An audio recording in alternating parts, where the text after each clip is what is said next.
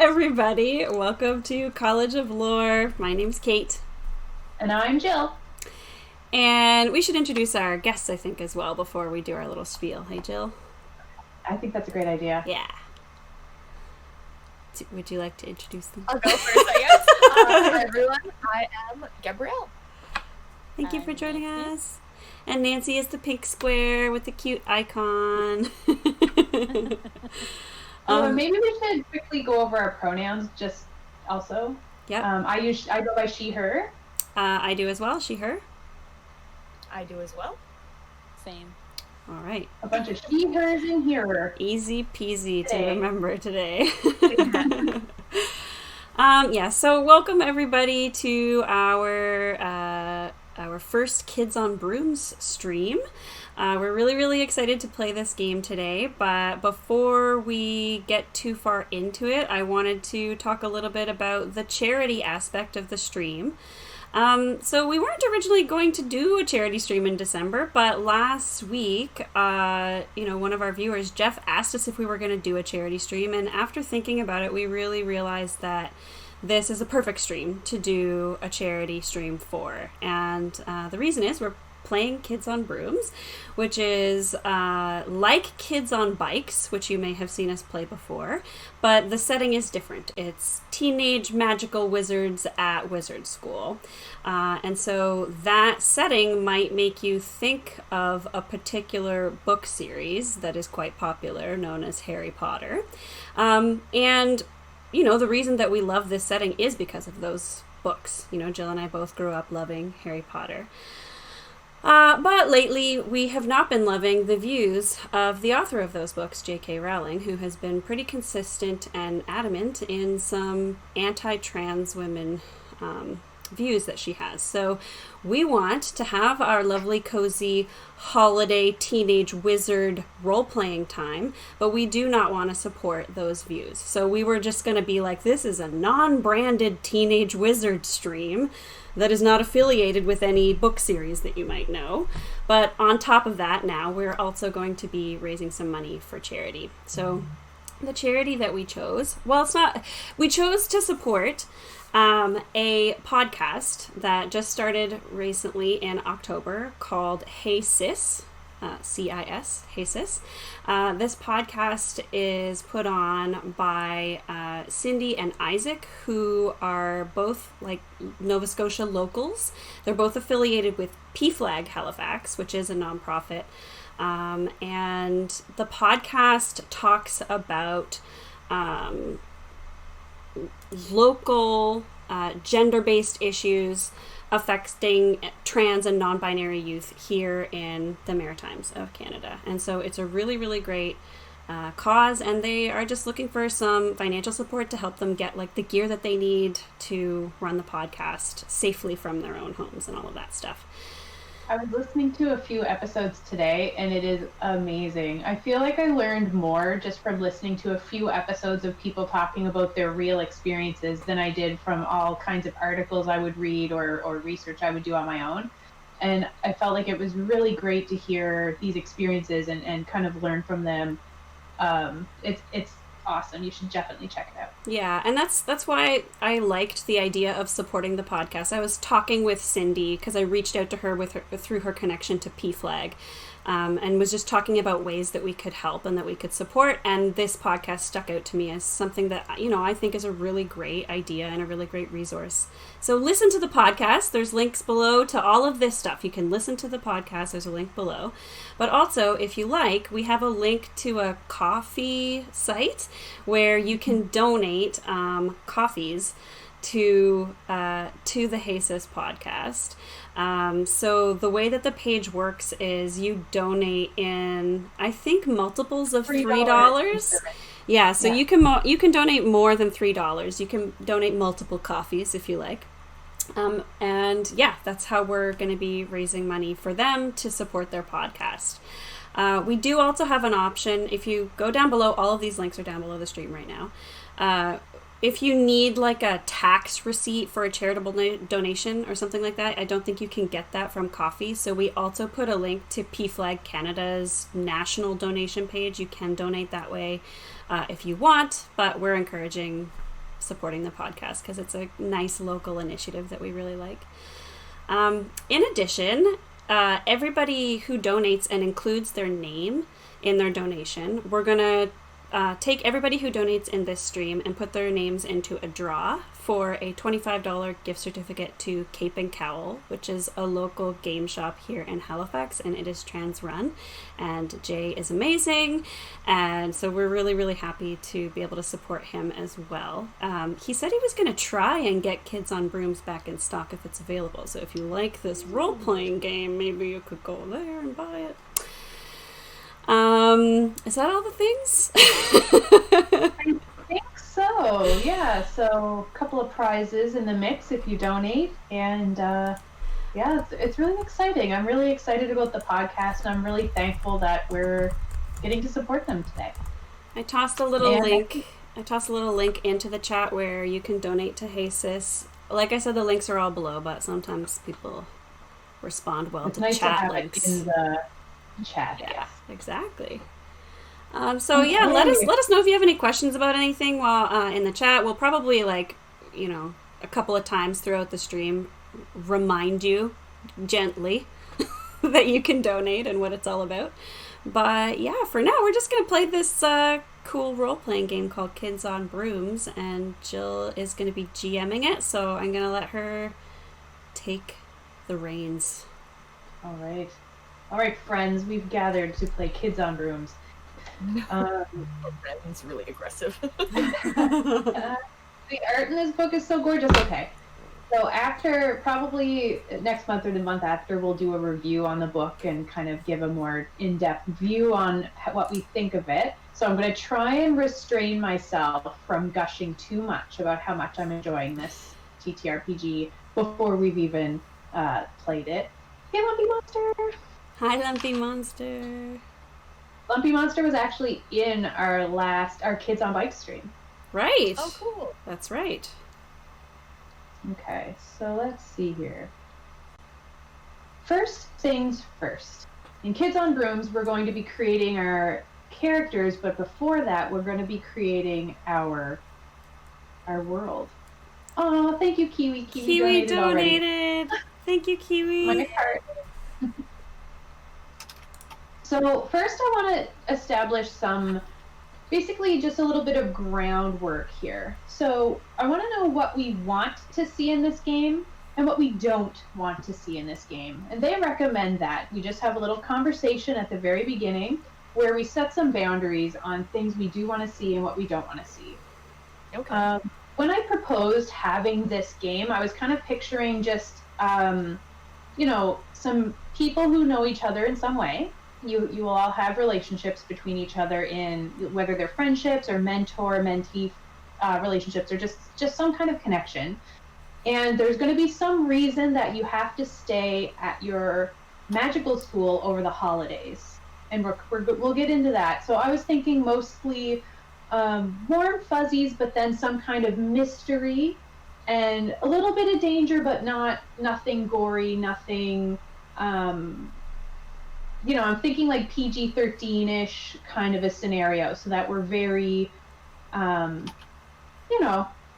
going to be an element of danger, but it won't be like murders or something like that. It's like an exciting adventure, but not horror movie. Exactly. How do you three feel about that kind of a feel that we're going for? Yep, sounds great. That worked. Yeah. Because I'm thinking, kind of Christmassy, kind of mystery-ish. Okay. Yes. And if you guys have any ideas, just pitch them at me, and we will write them down, and they will become part of the game. Yep. Okay. So I think just generally, is there any, and I mean, you can message me privately as well, but if there's anything that stands out to you that you want to avoid, like if you have, we're going to avoid any kinds of, in this book, it brings up how you want to handle real world systemic oppressions and things like that. And I was thinking maybe we won't deal with those in this stream, like things like racism or sexism or other kinds of bigotry.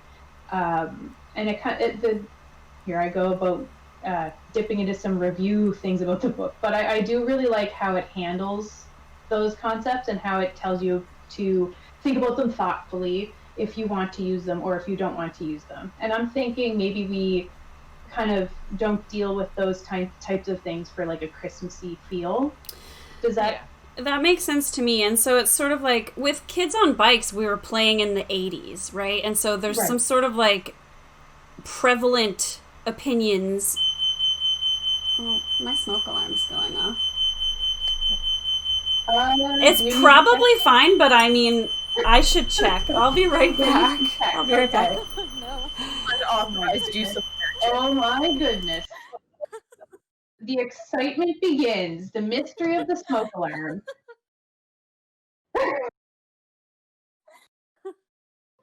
Okay, hopefully that's all fine. So yeah, do you two think that maybe for this game,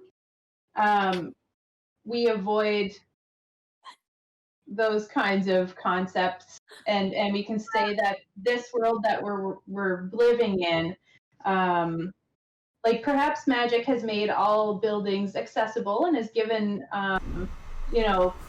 all things are kind of accessible to everybody, and things are like we're not trying to fight against a huge system of power or anything like that. Yeah, I feel like that's probably good. Like, those things can be good in, stories and stuff like that, but I think for, like, this one-off, like you said, based on the feel and, like, the complexity you get, especially for also a one-off, like, I feel like we'd probably have more fun if we didn't. Yeah, because I think if we're going to try and tackle systems of oppression or forms of bigotry, we would want to give it enough time to do it thoughtfully and to do it considering it, and it would be, it's important, and I don't want to end up not doing justice to things that are so important. How is your not be like forced, you know what I mean? Right, exactly. Yeah. Also, this is meant to be like our happy holiday stream time. Have magic adventures and have a good time. Yeah, that's our goal. Yeah. That's our goal with this. Okay, so we've kind of established that. My house is not on fire, so. Okay, that was the next. That's the next point I have here. That's number 2 on my list. Is Kate's house on fire? So I could write no here. You can. Good. Yeah. But our smoke alarms do work, so that's another good thing. So we've discovered a couple of very important things here. Okay, so the next item on the list here. Okay, so if we do end up treading on some territory that we're not comfortable with or anything like that, we can either say pause to kind of hold for a second, and then we can kind of discuss or not discuss and just take a different path. Or we could say rewind if we want to do it over, like if that didn't feel right, like something was off. We can just kind of rewind, and we can replay the scene in a safer, more comfortable way. Or if we say, okay, like, I don't mind that that's happening. Like, we can say, I don't know, like, I swallowed a whole lip gloss, but we don't want to watch you swallow the lip gloss. So we'll fast forward and say you did swallow the lip gloss, but we didn't need to watch you. You can kind of fast forward through a scene. Yes, it happened, but we don't need to play it out dive in into detail. Yeah. So that's kind of the mechanic we're going to go forward with, just for safety's sake. If anything's uncomfortable, we can pause, rewind, or fast forward. Does that all sound okay? Mm-hmm. And I'm obviously going to do my best to not traipse into any awkward territory, but if it does happen, please do not feel bad about stopping me. We're here to have fun. Yeah, exactly. Okay. So that's the nitty-gritty of that. And let us begin the world building, which is very exciting. Yay. So how the world building works is I'm going to be asking you some questions, and you're going to give me some answers, and together we're going to build this world. So first of all, we want to know what our school is called. And we can do this, if you would like, we can either go like Kate answers a question, Gabrielle answers a question, Nancy answers a question, and rotate, or we can kind of discuss each answer as a group. what would you three prefer? I feel like a group, because we're playing it together, so we should collaboratively I like that create too. it together. Okay, so we need to come up with a name for our school where our adventure will take place. And if we can come up with a name that is a little bit descriptive, that will definitely help us to kind of get the ball rolling. Definitely welcome to suggestions from the chat as well. Yeah. No promises that we will take your suggestions, but if you've got cool ideas, then you should post them in the chat. I just keep thinking of Miskatonic, but that's Lovecraftian, which is not the direction we said we were going to go. I was like, uh-oh, this took a dark turn immediately. I feel somehow we should make it Canadian, but I don't Oh, know how. yeah. Besides putting roll in the name, I don't know. Besides putting what in the Academy. What? By putting what in the name? Maple. Maple. Well, oh, Yeah. My mind immediately went to beaver, and then I was like, that has a lot of innuendo, Right. connotations. It's funny because my thought immediately went to A, so having whatever the name is to have just the AH in there at the beginning or in it, you know what I mean? just 1 second, guys. Our videos are... Gabrielle and I have frozen videos, but Jill is fine. I'm just going to swip... Am I frozen too? There. I think it's... Okay. What is going on? Weird stuff is happening. Okay, I'm just going to hide that. I know. Oh, this is so weird. Okay. This is weird. Spooky. Well, our cameras are unfrozen now, so continue. Yes. I like... So you're thinking if we have A in there somewhere, that kind of da-la-la, A. Yeah, okay. Not even at the end, you know what I mean? As long as it's as, part of the name in there somewhere, I feel because it's subtle. It's the subtlety. Yeah. So, yeah. If you were reading it, it's oh, it's a name. But Right. for those in the Maybe we could spell maple MEHPLE.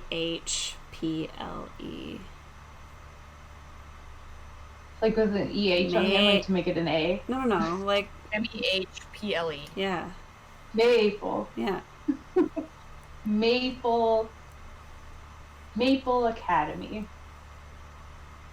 Maplewood Academy? Maplewood Academy?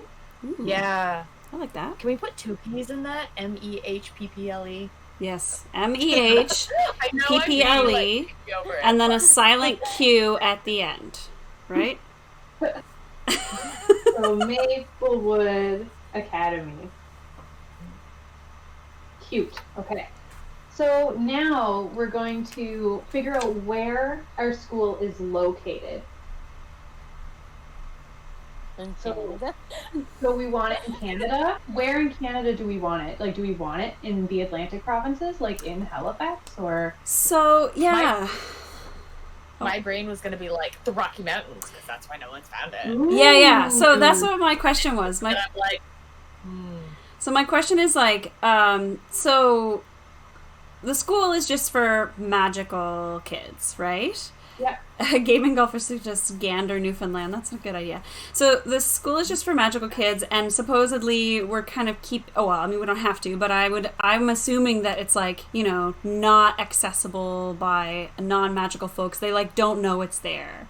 So we can do that by having it be far away, or we could have some kind of what's the word I'm looking for? A thing to make it so that people can't see it, like an illusion or an enchantment. Yeah. So we One thing I was gonna mention, because there is a fantasy-based thing that I've been delving into lately, and anything non-magical can't be seen by humans because they either are a charm or hidden or whatever, that sort of thing. People who practice magic have charms on their broomsticks. that make them invisible so no one ever sees them. So I'm wondering if that's something we kind of want to have built into world, and that's why, you know, they can fly around freely, no one ever sees them, the school's invisible, magical creatures aren't visible, that sort of thing. Yeah. Yeah. And so if that's the case, we can have the school be like kind of anywhere that we want, right? Yeah. Yeah. I do like that idea of that mountaintop school. Yeah. I think that's pretty cool. I'm also a fan of that idea too. So like either or, like that's both would be interesting. Because once we choose it, we need to pause very briefly to discuss how this impacts the interaction of the school and the world outside of the school. And we kind of covered that already, in that maybe the school doesn't have much interaction with the outside world because it's so secretive that people wouldn't even notice it if they were almost walking into it. And people don't often walk into it if it's up on this mountain. Does that sound pretty good? Yep. You like the mountain idea, Nancy? Yes, I do. Okay. Sorry, I'm nodding, but... Right? Like, yeah. Okay. Okay, this one's kind of cool. So the head of our school is named blank and is best known for blank. So we need to pick a name for our headmaster, headmistress, head person, and then also what that person is best known for. Ooh. It's gonna be hard, man. Yeah, and if you want to start with what they're best known for, then maybe we could work backwards. Pick so a name maybe that they're kind of, Yeah, like I'll just throw out some examples. These are not actual suggestions, but maybe they're best known for stingray swimming, and then their name stems from that, like Ray. You know what I mean? Like, we can So- kind of play around with silly. Is the thing that they're best known for some kind of like magical feat that they accomplished? It could be, yeah. Game and Golfer says the headmaster is known for their renowned love of desserts. Yeah. Maybe they're like a magical pastry chef. Making these like Because literally in my head I was like renowned for their baked goods. whoa. I'm like, that's silly. And then it was like for their love of desserts, and I'm like, oh no. Maybe it's not silly. Yeah, no, that's. Do you all three like that? I like that. I like it. Yep. Yes. Okay, best known for.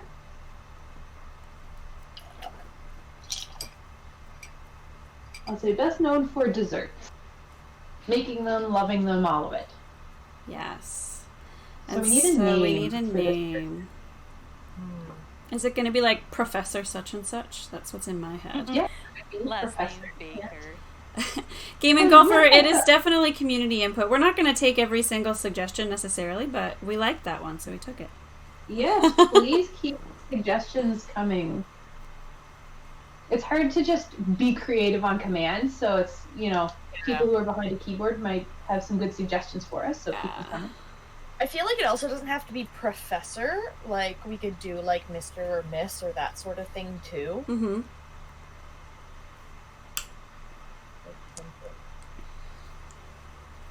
Or like director or principal.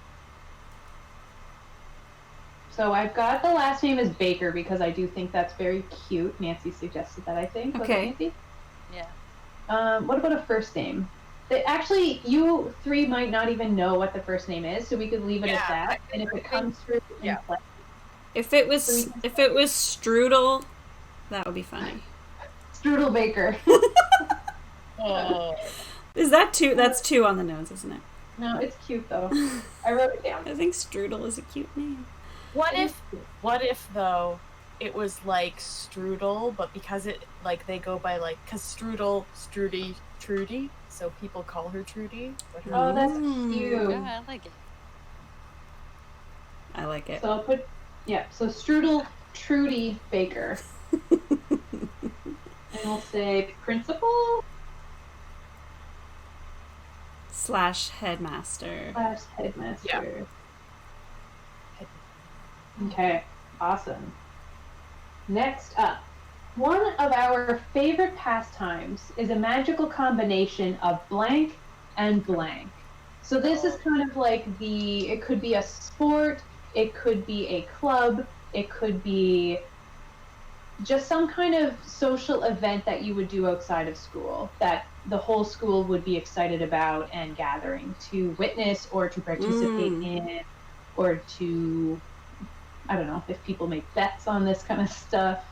So one of our favorite pastimes is a magical combination of blank and blank.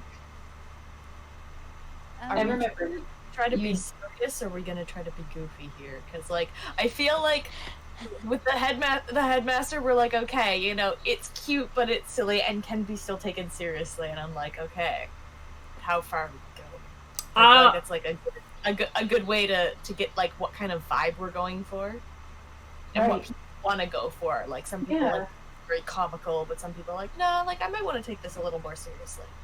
I'm up for it. I often play somewhere in the middle of that. And I think this one might err a little bit on the sillier side since we're going for this light-hearted, Christmassy vibe. Yeah. I'm leaning towards goofy, silly. Mm-hmm. Okay. But that doesn't mean that we won't have any like serious moments or anything. But, right. True. True. Gaming Golfer says it's both a pastry and a vehicle. A strudel? I'm not sure, that might be the combination. Oh, maybe. Since we were doing Christmassy thing, I thought we could do like some type of include some Christmas, like not Christmas, sorry, like holiday, winter sport. Well, like maybe it's or luge. Oh, luge is interesting.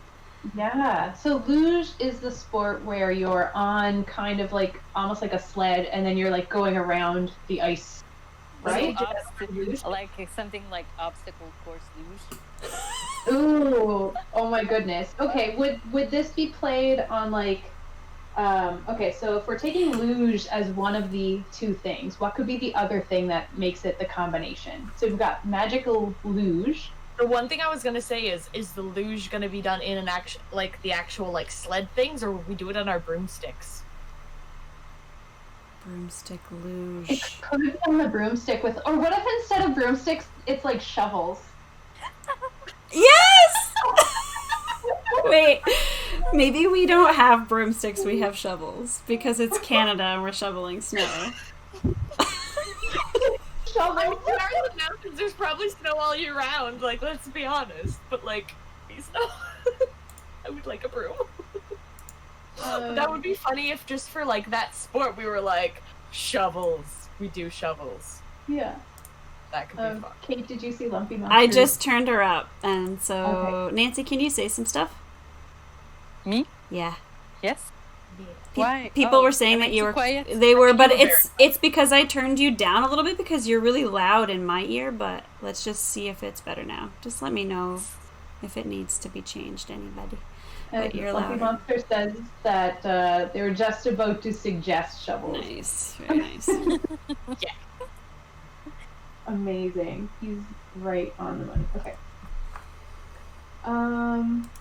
Okay, so one of our favorite pastimes is a combination of luge and like obstacle course with shovels, like magic shovels.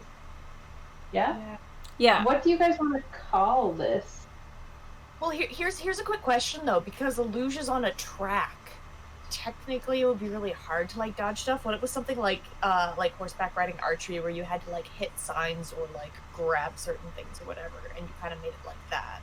Yeah, because there could be like obstacles as well. So maybe the track is kind of, instead of it being like a track on the ground, it would be like maybe more of a circular track, like it's a tube. Tunnels. So you can be tunnels in the mountain. Around. I was gonna say like a ski slope. Yeah.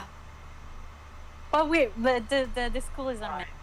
It probably has like the highest slope you could get in Canada. Oh yeah, definitely, yeah, for sure. So it's like a downhill, sort of mixture of like this obstacle coursey, like what do you call it when it's not like an obstacle course, but you are doing that, like you're trying to hit targets and you're trying to like a slalom snowboarding on shovels, says Lumpy Monster. Yeah. Basically, Yeah. yes, that's exactly. Yeah. Plus, I love it. plus magical stuff. Yes. I like Well, that. magical shuffle And downward. are we agreed that, like, we don't have broomsticks, we have shovels? I feel like we have broomsticks, but when we play this specific game, you break out a shovel for it. Like it's an attachment. Yeah. I love it. That Okay. is so good. I love it. I love it. Yeah, you can get a shovel attachment for your broom. I feel like it's like you can have separate ones, but you also can like add on the shovel if you want. I love Yeah. it. I love it. Right, so you gotta make sure you can afford to have the cool multiple attachments. Yeah.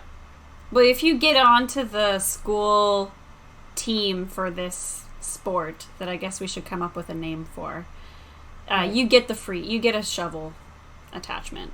But it's like it's like one of the ones that is just like in the storage room at the school, so it's not like super high quality, but Yeah.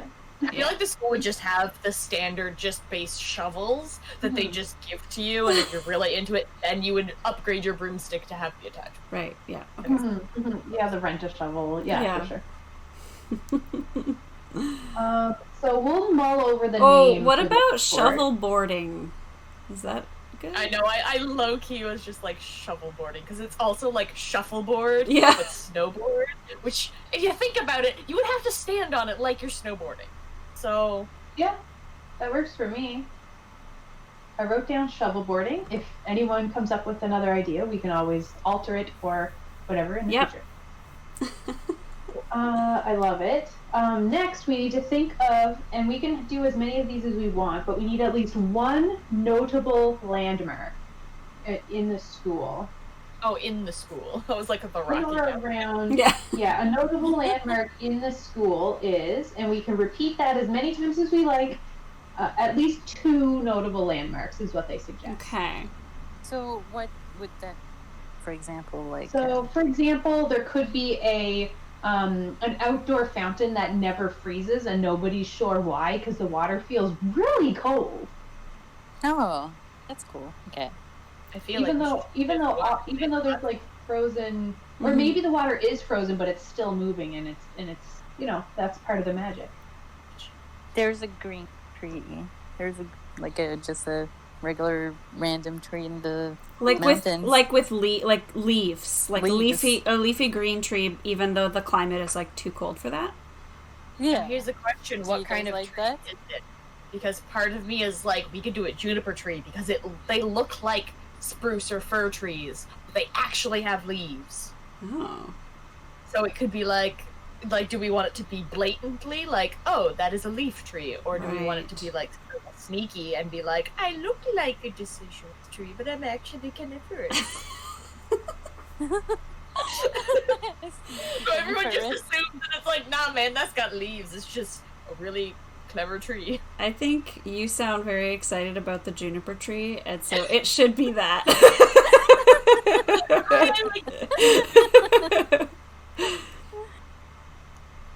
A lumberjack statue in the courtyard that always has a real plaid coat on. That's sort of like diametrically opposed to our tree. Oh, I thought. Cause I knew we were excited about the Juniper tree, but we're called Maplewood Academy. So maybe it should be Maple tree. Oh. Yeah, but it's not a maple tree, it's a maple tree. True. No. It's some kind of tree. We don't... Can we have the landmarks like be inside, not just outside? Sure. Jill's frozen on my Oh, screen. Jill, what happened? Oh. Are you there? Oh, she has no sound. Jill. Why are we having so many tech problems today? You can blame it all on me. Uh-oh. Oh. Yes, Gaming Golfer, that's how... Actually, we spelt it like this. I'll show you. Maplewood Academy. Is that one word or two? I made it one word. Yeah, I feel one word is fine. Okay, so not too sure what's going on with Jill, but how's everybody doing in the chat? Did you know that? Sorry that the cameras look weird, but that's just how life is right now. Hi, Jill. Hi, my internet completely collapsed. That's okay. I'm talking to you now from my phone. I'm gonna take this opportunity to plug the donation thing again. Okay. So we're raising money for the Hey Cis podcast, which is run by Cindy and Isaac, who are local PFLAG Halifax members. And this is in support of inclusive communities and trans rights. If you go to that link, you can donate any number of coffees or multiples of $3 to them, and they're going to use that to get some gear for their podcast and help them continue on with it. Yep. Donate money to them. And if you wouldn't mind including your name in the donation, we're going to do a draw from everybody who donates tonight for a $25 gift certificate to Cape and Cowl Comics, which is a local game shop here in Halifax that we love to support. So they only take PayPal. Okay, so there's another option for donating if you can't donate directly to Hey Cis. I put a link as well down below the stream to the PFLAG Canada website. You should be able to donate through there as well. You'll also get a tax receipt for your tax return if you donate that way. If you do that, you can still get entered into the draw for the gift certificate. You just have to send us via email some proof that you donated, and we'll add you to the list for the draw. Yeah, we realize that there's some limitations with like donating directly to Hey Cis, like not getting a tax receipt, and apparently if you don't have PayPal, but we wanted to pick like a local initiative that we really like and support that specifically, so that's why we're doing that. But really, we're just trying to support in general the LGBTQ plus community today, so any way that you want to do that works for us, honestly. You can listen to the podcast as well. So I'm not sure when my internet will come back. So I figure maybe we'll keep going. Oh, Arnell tells me it's back. Okay. So I'm going to try connecting with my computer. Okay, it seems to be back. Okay, cool. Nice. Low Kiwi says I heard some local folks were having internet issues, so maybe there's some general the weather. Yeah. But like, it's just raining, you know? Like, what? It's really windy around my place. Yeah. I don't know how windy it is there, but I'm hearing like the whole house is like. Yeah. I don't hear. Having a party. All right. So, can we think of any more notable landmarks? So far, I have a forever green tree, even though it's not an evergreen tree, and then also a lumberjack statue that is always wearing a real leather jacket or plaid jacket. Sorry, a real plaid jacket. And I'm assuming that it probably changes every day, but nobody's changing this jacket. It's just like a different plaid. Like one day it's like a nice green plaid. Another day it's like a nice red plaid. Yeah. Is the lumberjack the school founder? I think Jill's. Ooh. Could be. Maybe. I like that. Trying to think of more cool landmarks. And can they be inside? Because nobody said landmarks. Of course. It could be like at the end of the hall, like this one specific hall, and you know which hall I'm talking about. There's this, it could be, there's a crack that nobody knows why it hasn't been filled. And then sometimes the groundskeeper will fill it, but then the next day the crack is empty again, and it's always the same, never changes. Okay. I feel like having like some kind of tapestry would be cool. Yeah. Like either in a certain hallway or like at like a crossroads in a certain hallway. Just trying to figure out something that seems very like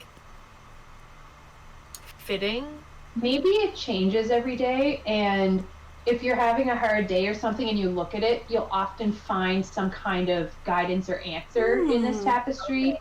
And it's kind of like you can never really remember what it was like the day before, but you're sure it didn't look like that. Yeah.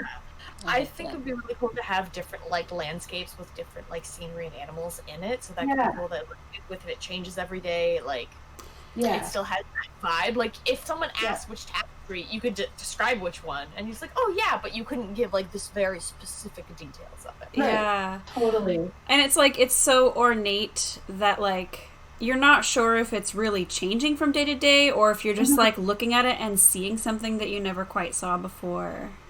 Yeah. Cool. Oh, I like it. Thank you for donating, Lumpy Monster. You're the best. Again, she froze for me. Yeah, she's frozen for me too. Okay, everybody, just donate money. Oh, no, we got... Donate money until Jill gets back. Go. Oh no. Was my voice frozen or just my video? Both, I Both. think. Oh no. Okay. Your voice then just started and it caught up, and it looked like your video went fast forward. So like, came back. And I was like, I don't know why it's being this way. I apologize, everybody. Okay, so we can come back and do more. Like, if anyone thinks of any more landmarks, we can come back and add more at any time. Okay. Because this school is going to be changing a lot as we go anyway. So if anyone thinks of anything else, we'll pop back in and add more. Cool. I'll even leave space on my page. Um, blasphemy. One of the most unconventional classes we have at school is, and this is another one where they suggest you have 2 unconventional classes, but you can have as many as you like. Unconventional classes. Like, yeah. in general, for just magic related, or Yeah, just... it could be magic related. Like, I think generally you'll have like a charms class, like a protection magic class. Potions. Like potions class. You know, things like that, but maybe there's one where you're specifically trying to tell the future in discarded Kleenex or something like that. Like something that's a bit weird, but you could see that, like, oh, okay, well, you know, that kind of makes sense. Or like cleaning magic, where you're kind of, maybe you're able to do divination while you're cleaning or something. Like how, I don't know about you friends, but like I will, oh, here's one. Lumpy Monster suggests one and it's excellent. Snowflake divination. Oh, that's so cute. I love it. Yeah. Awesome. Snowflake divination is great. Do we want to make it specific, or do we just want to have divination in general? Like, Well, there would be a divination class, and that's where you do, like, you know, you're reading your tea leaves. This is like a higher level divination class, so you have to like take the advanced- prerequisite, but then... okay. Yeah, like advanced divination, snowflake divination. Probably something to do with baking, since the Yeah, headmaster that is sounds a- that sounds like there would be one very specific for that. Gaming. So, Like, one thing from again, one of the things that got me excited for playing this, they had a thing where regular baking is better than magical baking because magic made food has none of the nutritional value. oh, so like it's like an actual baking class, and that's what makes it strange, is that all these kids are here to learn magic, but this class is actual cooking and baking and like using real ingredients. That's so fair, and you gotta take care of yourselves and learn how to cook. Yeah. That is cute. I like that. So like Non-magical baking. And if you try to cheat, using magic, it's not gonna be the same. yeah, the professor knows. Yeah. They know. Yeah. They know. They can tell. That's see. awesome. Yeah, that's a good idea. Part of me also wanted to say almost like maybe like a wilderness/survival class. Oh Yeah. In the middle of like nowhere. Yeah, magical survival class. I like that. Yeah. Magical wilderness survival. Just like, we're going camping. Yeah. It's like, wait, what? You have to go camping in this? And there's like a howling blizzard outside. Yeah. It's like, Yep. get your snowshoes on. Let's go. I love it. Get your shovel attachment. Yes. Everyone get your shovel attachment. All right. Oh my God. So after constructing the school, each player shares one piece of the school's history, either known to be true or a famous rumor. So each of you would need to come up with one thing that, and you can collaborate, like I'm not gonna like be super strict on each one, Yeah. but each of you should come up with something about the history, like maybe it's a fact or maybe it's been passed down from your parents and you heard about this, but you don't know if it's true or not. It could be that like a famous person attended the school or a major event in the magical world that's centered around the school, or it could be something about the creation of the school, which we kind of already have, like that the statue, that lumberjack statue is the founder. That could be fact or rumor. They don't necessarily have to be true, but they will help to set the tone of the game. Okay. I feel like the statue being the fact, because it could be like he actually hand cut down all of the trees. Like that's like a thing. Like you can use magic to build the school, but like if you actually do a lot of the work, it's like, because again, I don't know how like what level we're going with like magic and the connection to nature, but it's like maybe it's like he went and did it like manually to like almost in a way like show that he wasn't just gonna whoop and like have disregard for it. I It's like gonna that. actually, like, manually put in the effort sort of thing. I like this theme, and then maybe this is sort of a theme of this school overall, where like it is a school for magical children, and part of what you're doing there is learning how to use magic, but you're also learning like when to use magic, and like when is it appropriate, and when is it not the best idea, and that kind of thing. So I like that a lot.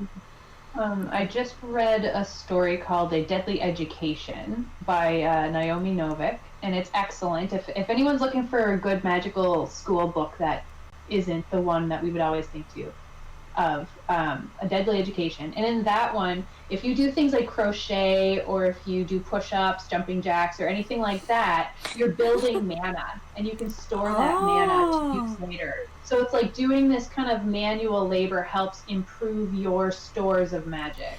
And there's other ways to get magic in this book, but that's one way to kind of build up your mana pool. I love to do that. these Jill, is that the same author as Spinning Silver? Mm-hmm. Spinning Silver is another amazing take on magic.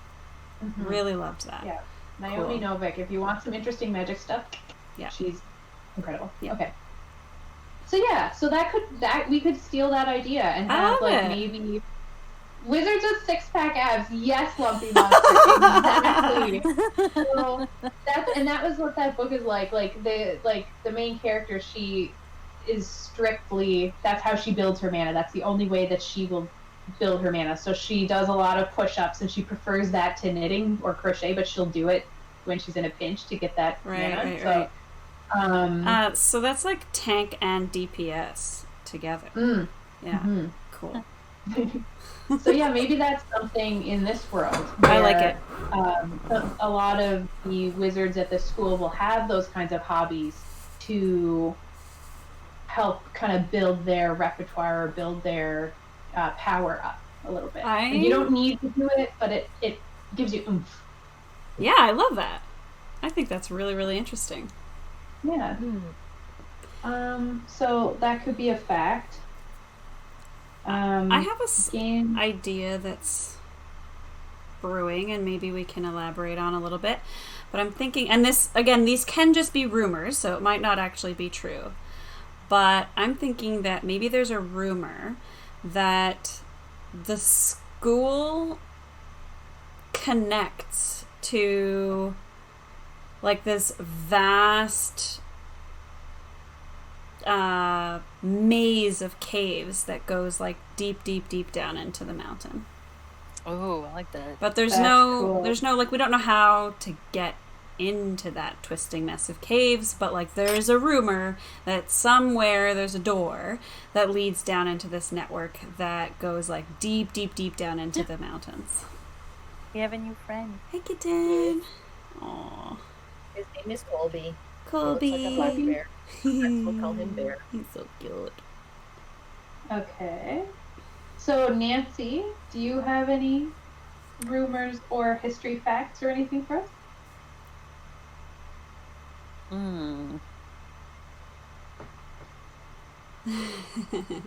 It can be anything. Maybe a famous person that you could give us some tidbits about used to go to the school, or maybe there's maybe people. professors.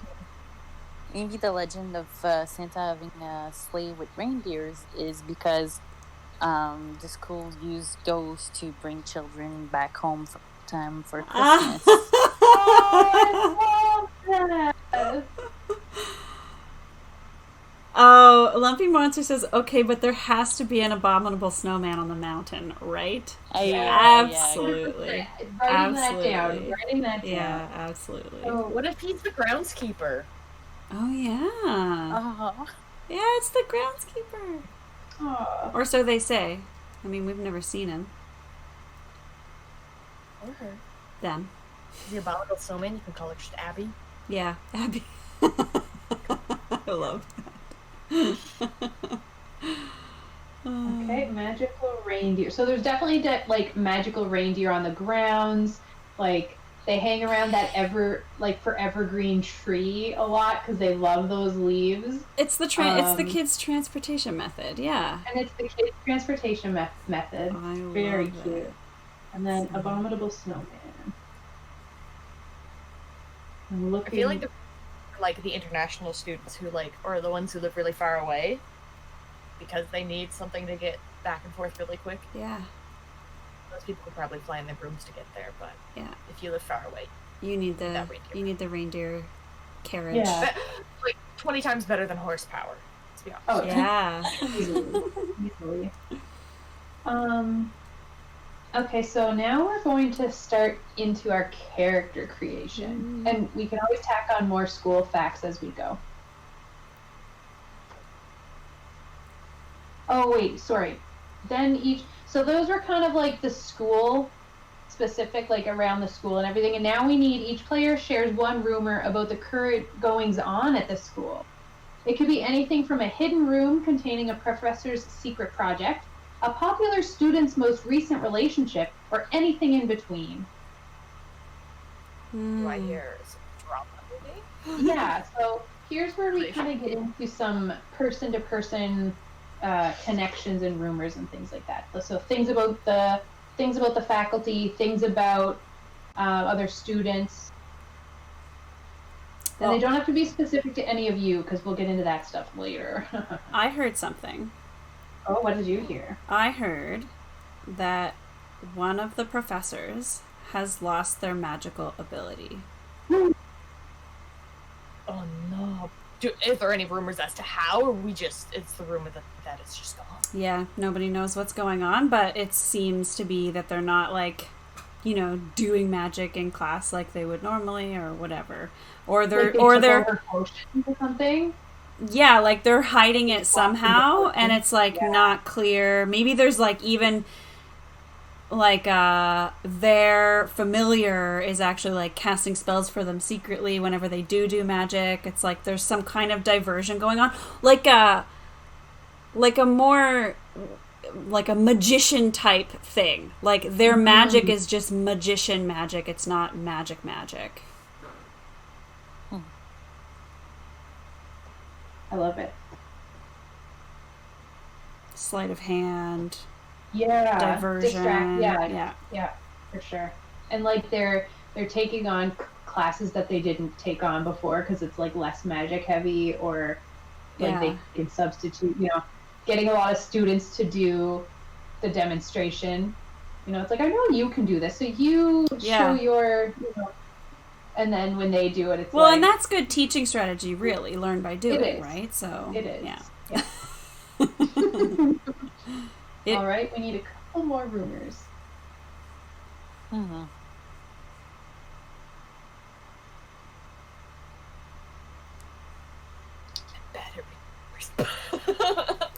Come on, chat. Oh my goodness.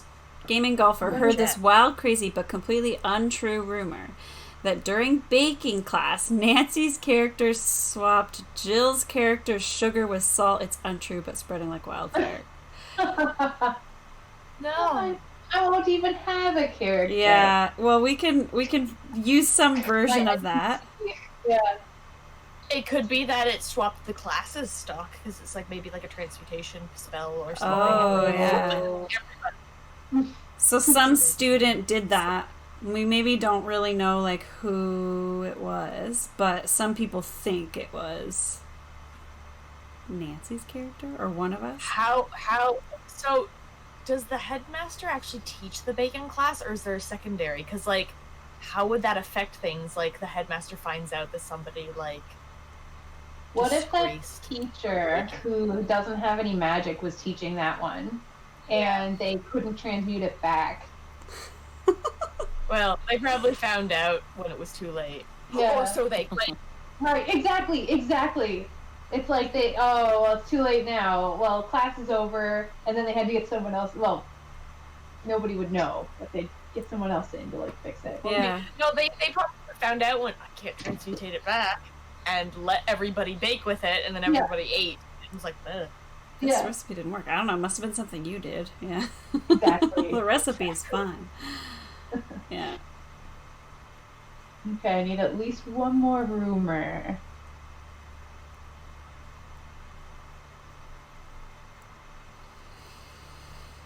About people. So we've got a rumor about one of the instructors, a rumor about some switchery do's happening.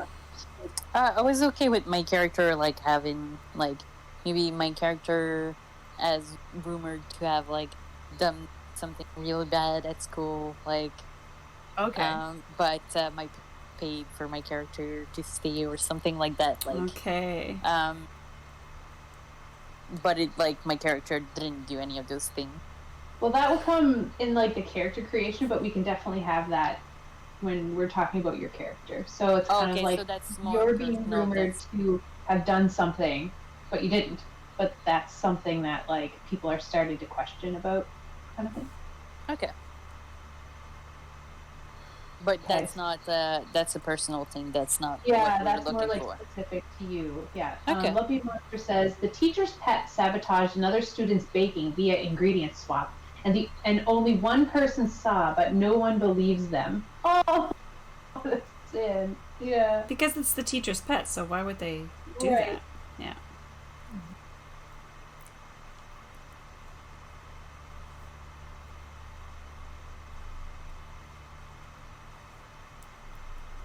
Okay.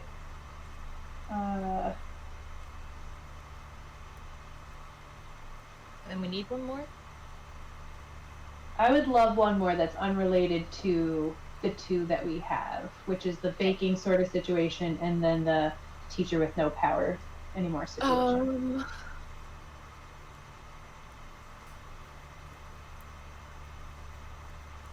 Okay, I wrote that one down. So, do you want me to read the examples again? Yeah, I feel like having one connect to like the actual like. You said the rumors have to be around the people in the school.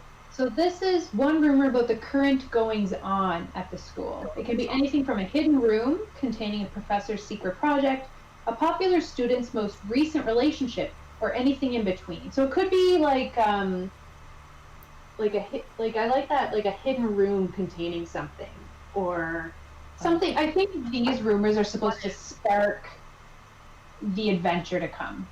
You know, like these are like, what would be something really cool to discover about the school, or not necessarily the school, but like about what's happening right now in the school, like that people are doing or that the school is doing as almost like a character in its own right. And these are definitely just rumors, right? Not confirmed. Yeah. It could, nothing will be confirmed. This is all just like hearsay. And what I'm going to do when I have these rumors is over the next week, I'm going to read through them and see if there's any I could use for plot points, or maybe one of them is hinting at something different that I can use. But I'm basically using this stuff as the fodder to create the story that we'll play through next week. Yeah. Okay. Could it be related to anything?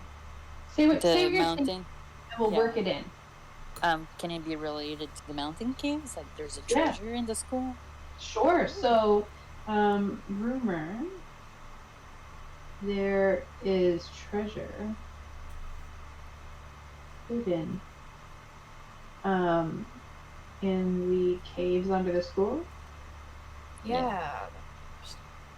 Maybe there's like a rumor that there's some students even that are trying to get a group together to go investigate. And that's like the buzz that's going on lately is just that like students have found out about it somehow, like someone told them, and now all the students are talking about it, and that's the current goings on is that people are trying to get volunteers to or there's like a secret student society, like a rumor of a secret student society that's goal is to try and find this treasure, but it's like, you know, you can't just like ask somebody about it because everybody denies that it exists.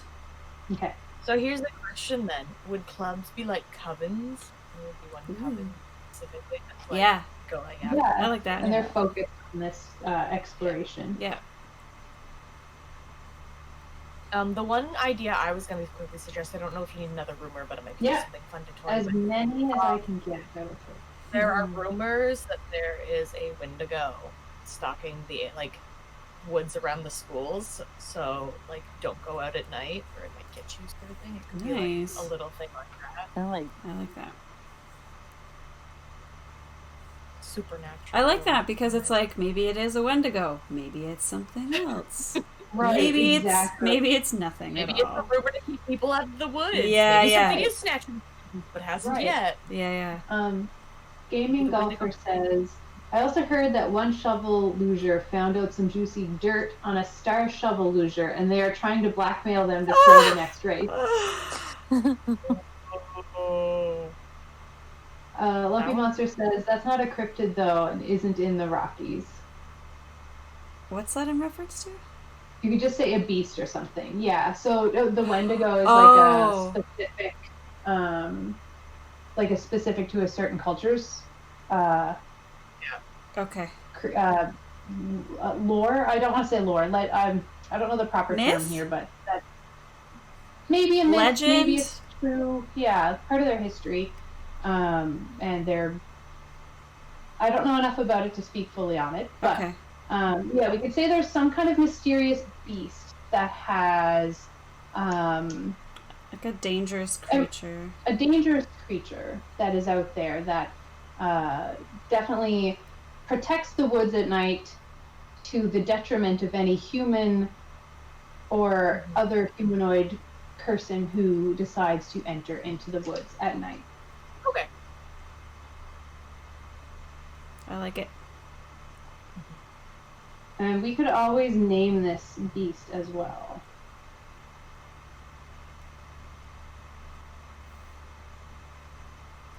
Okay, so let's see. What else do we need here? So we got our rumors.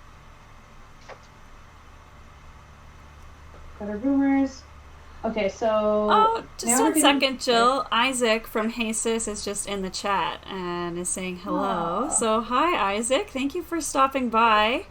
Just wanted to pop in and thank you so much. You're all amazing. Well, thank you for doing an amazing podcast. I really love it, and we're glad to be supporting you in any way we can. Hope you can stick around. We're just about to, I think, get into specifically creating our characters. We were just working on the school, which is called Maplewood Academy. It's located in the Canadian Rockies, high up in a mountain, surrounded by some forest. Yes. Okay, so here we go. The core of any RPG is a character you will be embodying. Yes.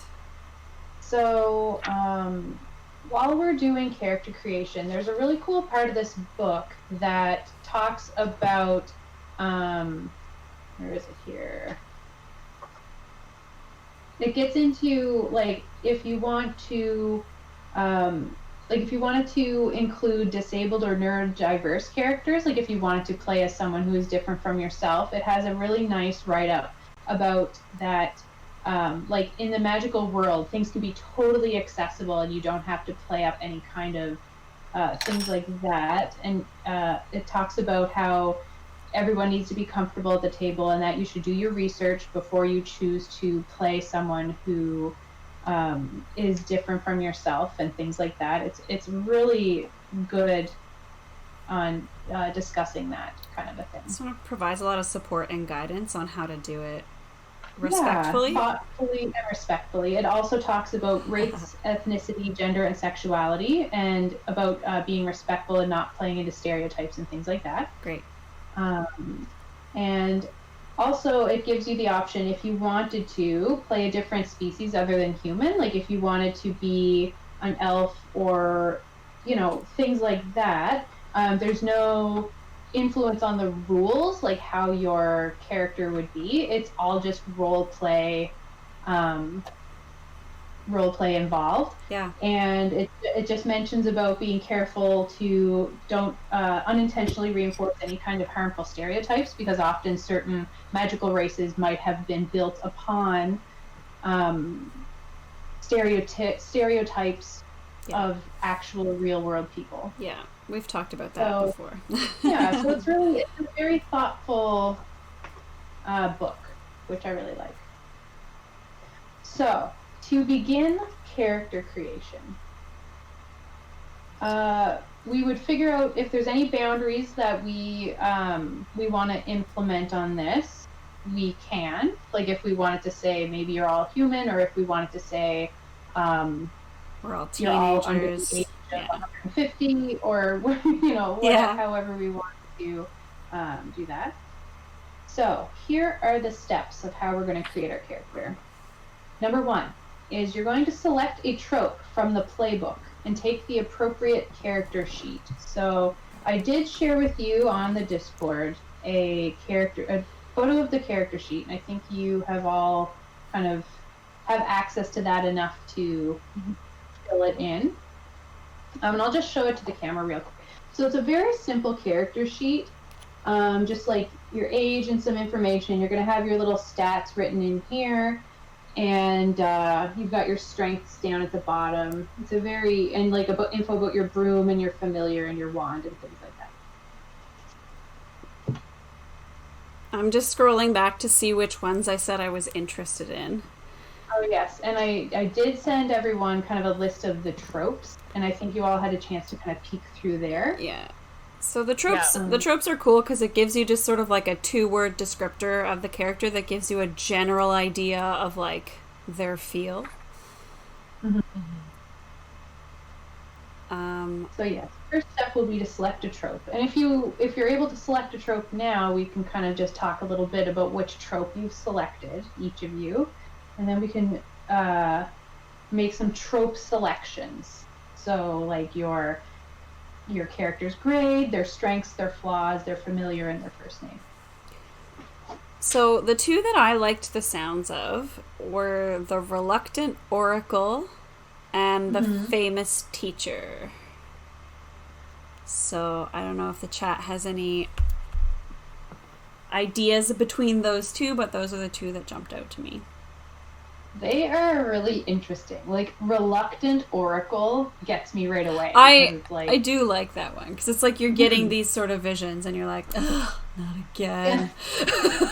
Yeah, exactly. I go, great. Yeah. I've seen things, and I don't like it. I better go tell somebody and try and do something about it. Yeah. I'm between reliable bestie and firstborn pastor. Which books are... And each of these tropes have like a set of stats that goes with them. So that's kind of like if you're stacked in the brawn area versus the brains area, or if you're stacked in what are all of them? So fight, flight, brains, brawn, charm, and grit. So it's just kind of these tropes kind of allot those stats in a certain way depending on what you pick. Nancy, what ones were you looking at?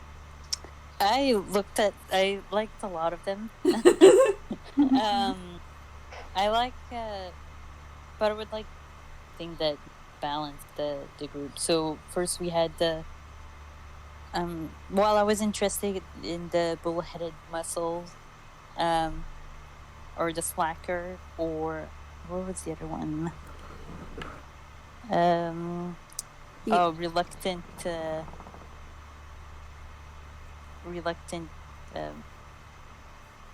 No, wait, that's not. Unlikely ally. Sorry. Unlikely ally. Those. So I like those a lot, but I wasn't sure which one. So what did you guys have again? Sorry. I think we have to flip coins. I'm just gonna go ahead and say that I want to do Reluctant Oracle rather than Famous Teacher. So that's what I'm gonna be. Okay. Gabrielle, do you have a definitive decision?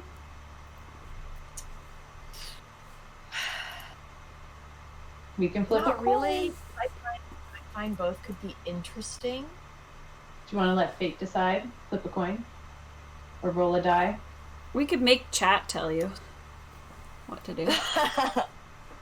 Well, I'm curious, Nancy, what ones you're going with, because if you end up doing Unlikely Ally, Reliable Bestie would be good, because I could be like the glue that keeps everybody together. We gotta work with Oh my gosh. If you pick Unlikely Ally, I mean, any of them I think would be fun, but Charismatic Slacker and Unlikely Ally mixed with Reliable Bestie and Reluctant Oracle, I think would be like a really fun dynamic. Yeah. Where, we're gonna solve this mystery through the power of friendship. But even Bullhead Muscle would be a fun combination. I don't know. I think there's no bad choices. I think I'm gonna go with the bullheaded muscle because I just think I want to do a character that really likes the shovel boarding. Okay, you're like the school's shovelboard star. Yeah, I like that idea. That's cute. Okay. All right, so we all have our tropes chosen. So now we need to pick our grades. So if you're an underclass student, you would be under 14 years and younger. If you're an upper class student, you would be 15 to 20 years old. And I don't think any of you are faculty, are you? Would any of you be faculty? Well, I'm a reluctant oracle, so I think I could be, but that's not what I was imagining for myself. Okay. So those are the three choices. So you can choose underclass, 14 younger, upper class, 15 to 20, or faculty who is 21 and older. Oh my gosh. You're not interrupting the flow at all, Isaac. I don't want to interrupt the creative flow, but I just wanted to announce that you've raised $123 so far. Cindy and I are absolutely blown away by the support and love words. Cannot describe how thankful we are. That's so great, everybody. Thank you for supporting us. Yeah, that's wonderful. Awesome. Keep going. Yeah, okay. No, not you, Jill, not you. I meant the donations. I thought you were like, stop crying and get. All right, that's enough of that, okay? Yeah. No time for tears. Oh my God. Faster rather than Reliable Bestie, just because reading that a little more, like that could be more interesting, especially with like this group too. This could be fun. Perfect. I can't find where I saved that picture of the character sheet. I'm just gonna Google it. Okay. Sorry, you didn't need to know that. I could have just done it. Okay. So we have Reluctant Oracle, Muscle, and which one did you say? Firstborn Caster. Firstborn Caster. Cool. Okay.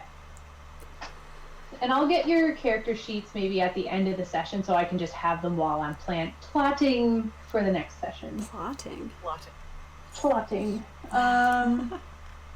All right, so yes, we need a grade, whether you're all going to be 14 and under, or one of you or two of you. You can each choose your own age. You could be 3 different ages. You could be all the same age. And important part that I should mention, each age has a strength or a strength to you, I guess. So for example, underclass students, so the students that are 14 years and younger, get to add +1 to their fight and their flight checks. Right. Because they're fast and likable. If you're an upper class student, so you're between 15 to 20 years old, they receive the trained in strength for casting magic using a trait of their choice. And when rolling stat checks, upper class students get to add 1 to their fight and brawn checks. And because they are pugnacious and in their prime. Okay. And I'll tell you more about each of them if you choose them. I'm just giving you a quick little overview, but there's a bit more here. And the faculty automatically receive the studied in strength for casting, and they get a +1 to their brains and grit checks. Even if they aren't always geniuses, they've seen enough of the world to know what it's about and not get shaken by much. So that's why they. Okay. Welcome back, Kiwi. Hi, Kiwi. Food is good. I don't know. I'm kind of thinking that it might be fun to play 14 and under. Okay. So for underclass, you automatically receive the innocence strength. So you can write that on your sheet. When you're rolling your stat checks, I'm innocent. you will get innocence strength. So, yeah, strengthen your innocence, and we'll get into what that means a bit later. You get to add a +1 to your flight and charm checks. And each underclass student should write their favorite class in the space provided on their character sheet. Also, come up with a name for the teacher who teaches that class, and you can share that later. Okay.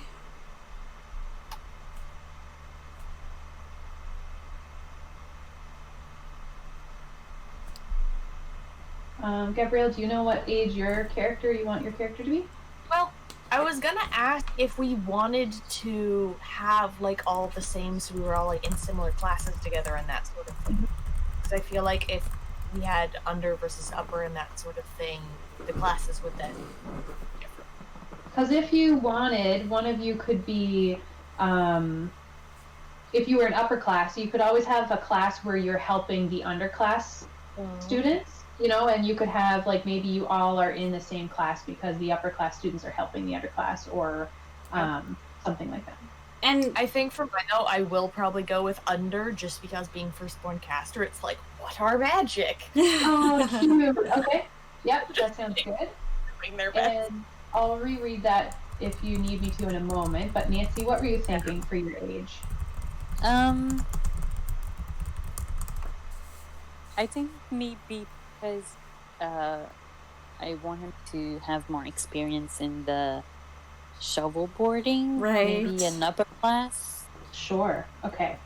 Gabrielle, do you need me to reread the underclass stuff that I read for Kate? Yeah, just quickly, if that's okay. Okay. Yep. You receive the innocence strength. You add +1 to your flight and charm checks. And you should write your favorite class and come up with the name of the teacher who teaches that class. And there is a benefit to having a favorite class, because we will give you a little bit of an edge when you deal with that class. Does it have to be a common class, or could it be just, you can make it one up. of the one? Yeah, you can make it up. This is a collaborative storytelling game, so you have free reign. You can say it's in frog dialogue, and you can talk to frogs. You know what I mean? Like, it can be anything, and I'll, try my best to work whatever it is into our story. You could call it And Frogle. That's the language, right? Yeah, exactly it, right? And I mean, also, while we're playing, you can work in your favorite class. Like, you'll say, well, I'm going to try and solve this problem using my knowledge in froglet. What did you say? It's like franglais, but frog instead of French. Fraglais. You know what I mean? Nancy gets you know it. what I mean? So you can use that as a strength later. Like, you can kind of draw on that and be like, I studied how to speak to frogs, and there's frogs in our path, so I'm going to use that strength right now or I'm going to look for a frog to talk to get information. You know what I mean? You'll be able to draw on this later narratively. Frog Ex Machina. Exactly. That's exactly it. And you don't have to come up with it now. But, okay, upperclassmen. Upper-class students automatically receive the trained in ... strength. So you can write on your sheet, Nancy, trained in, and you'll be able to fill that in later. So trained in strength, and that's for casting magic using a trait of your choice. So if you are building up your strength and stuff, you might be really good at like offensive magic or something like that, and that we'll get more into that later. When you're rolling stat checks, an upper-class student has a +1 to their fight and their brawn. So you can write on your sheet that you have a +1 to your fight and your brawn checks. Each upper-class student should write their favorite class in the space provided on their character sheet. Also come up with a name for the teacher who teaches that class to share later. Okay.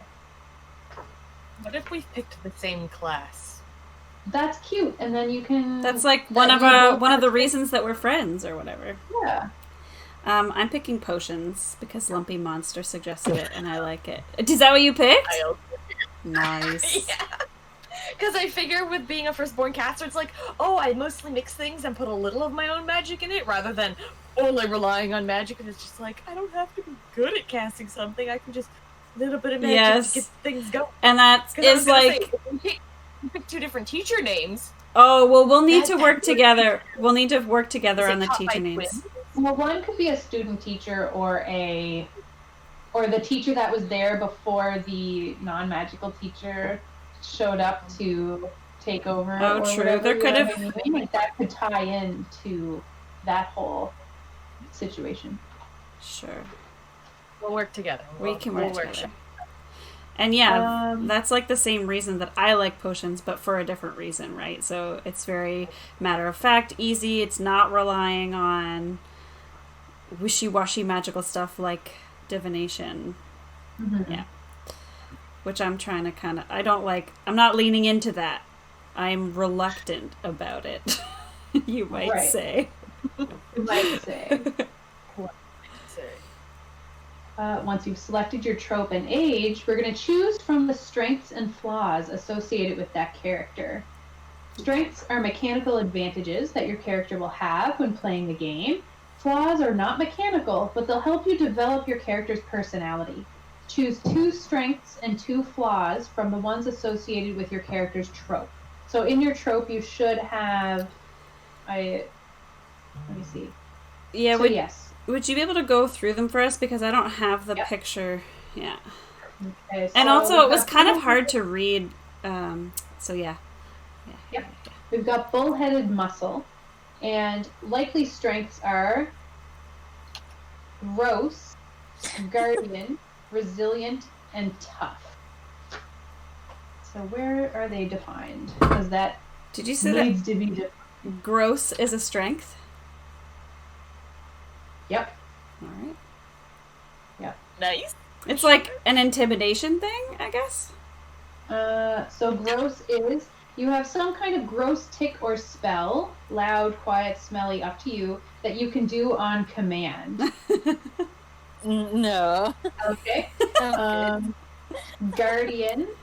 And Guardian is, when defending another player or NPC, always roll both your stat die and the magic die, and then add them together, even if you're not using magic to do it. If your check fails, you may re-roll the magic die. Ooh. So that is really good for, like, if you're trying to do something with muscle.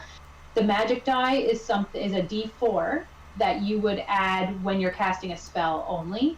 But with Guardian, you'd get to use it whenever you are defending another player or an NPC. So that's pretty cool. Yeah. And what about resilient and... is when spending what is AT again? When spending AT to boost a check against, so those are the I can't remember the word for it. Oh, did we lose the camera? Yeah, we did. I'm good. Sorry. I'm just popping it up for a second. Okay. So when you are using, like, when you fail a check, you get a little point that you can spend Did they change the name of to- it? I can't remember what it was called. It's AT. And I wish I could remember what it was. But you can spend that when you failed, you failed a check, and then you can spend that to kind of make up for. You gain them when you fail a check, and then You use them to add one to a roll. That's what it is in Kids on Bikes, anyway. it is. It's So the same in here. You can. I can't remember the- I was trying to Google it, but it's not.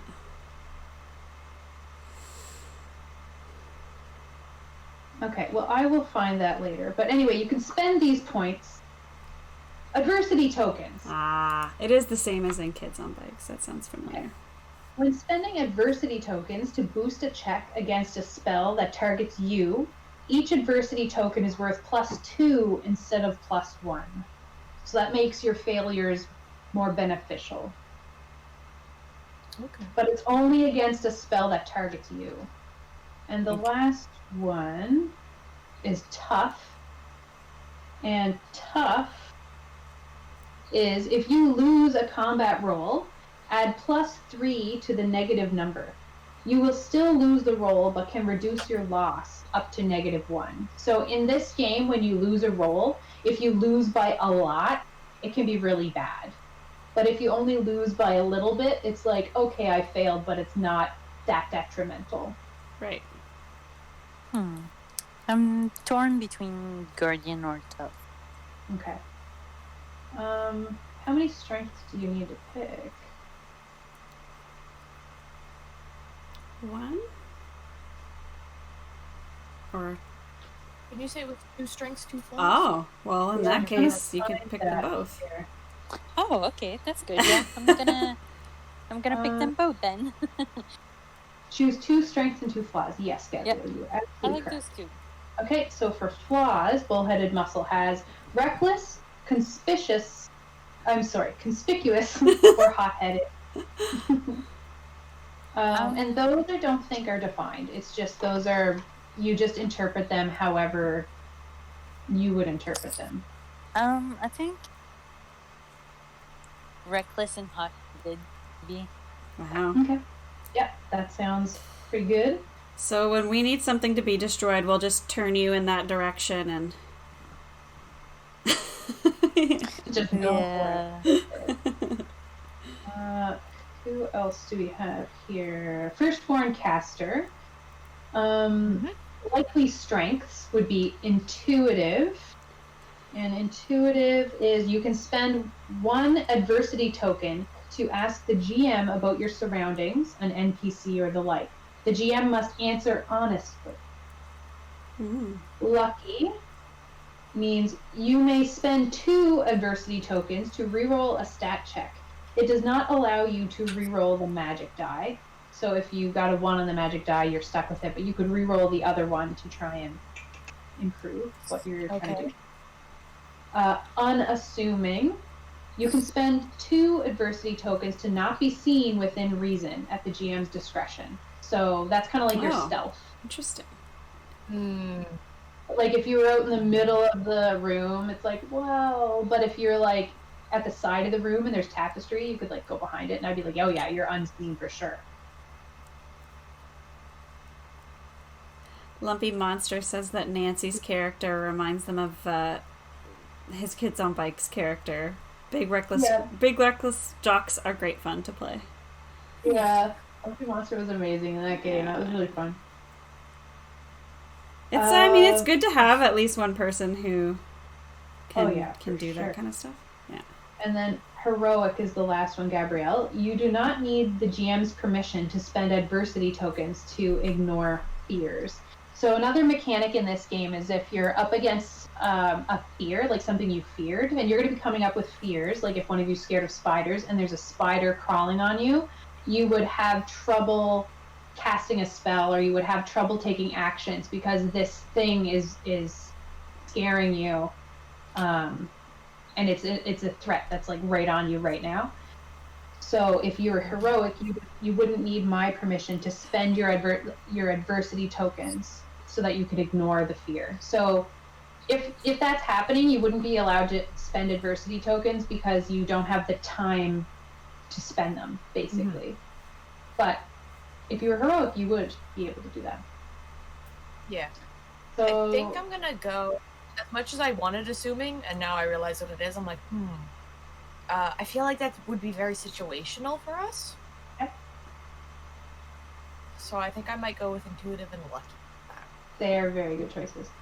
For flaws, likely flaws, and if you don't like any of the flaws, this goes for all three of you, if you don't like any of the flaws, you can just come up with one that's similar or something that you think would fit. Sure. But the likely flaws are timid, tempted, and naive. Timid, And the flaws are just kind of the role flavor. play. Yeah. There's no actual mechanics, it's just how you're going to play your character. So if your character's timid, it's like, ooh. But if they're tempted, it might be like, oh, that power. This is new to me and I like it. You know, I or have timid and naive. there you go. And then finally, but not least, let's see, where are we here? What's the first word of that one? Reluctant oracle. There it is. Your likely strengths would be intuitive. I don't know if you remember when I read that for Gabrielle, but you can spend one adversity token to ask the GM about your surroundings and NPC or the like. The GM must answer honestly. Treasure hunter. Spend one adversity token to find a mundane but useful item in your surroundings. Okay. Psychic link. You have complete two-way psychic communication with your familiar at any distance. That's And cool. then gifted.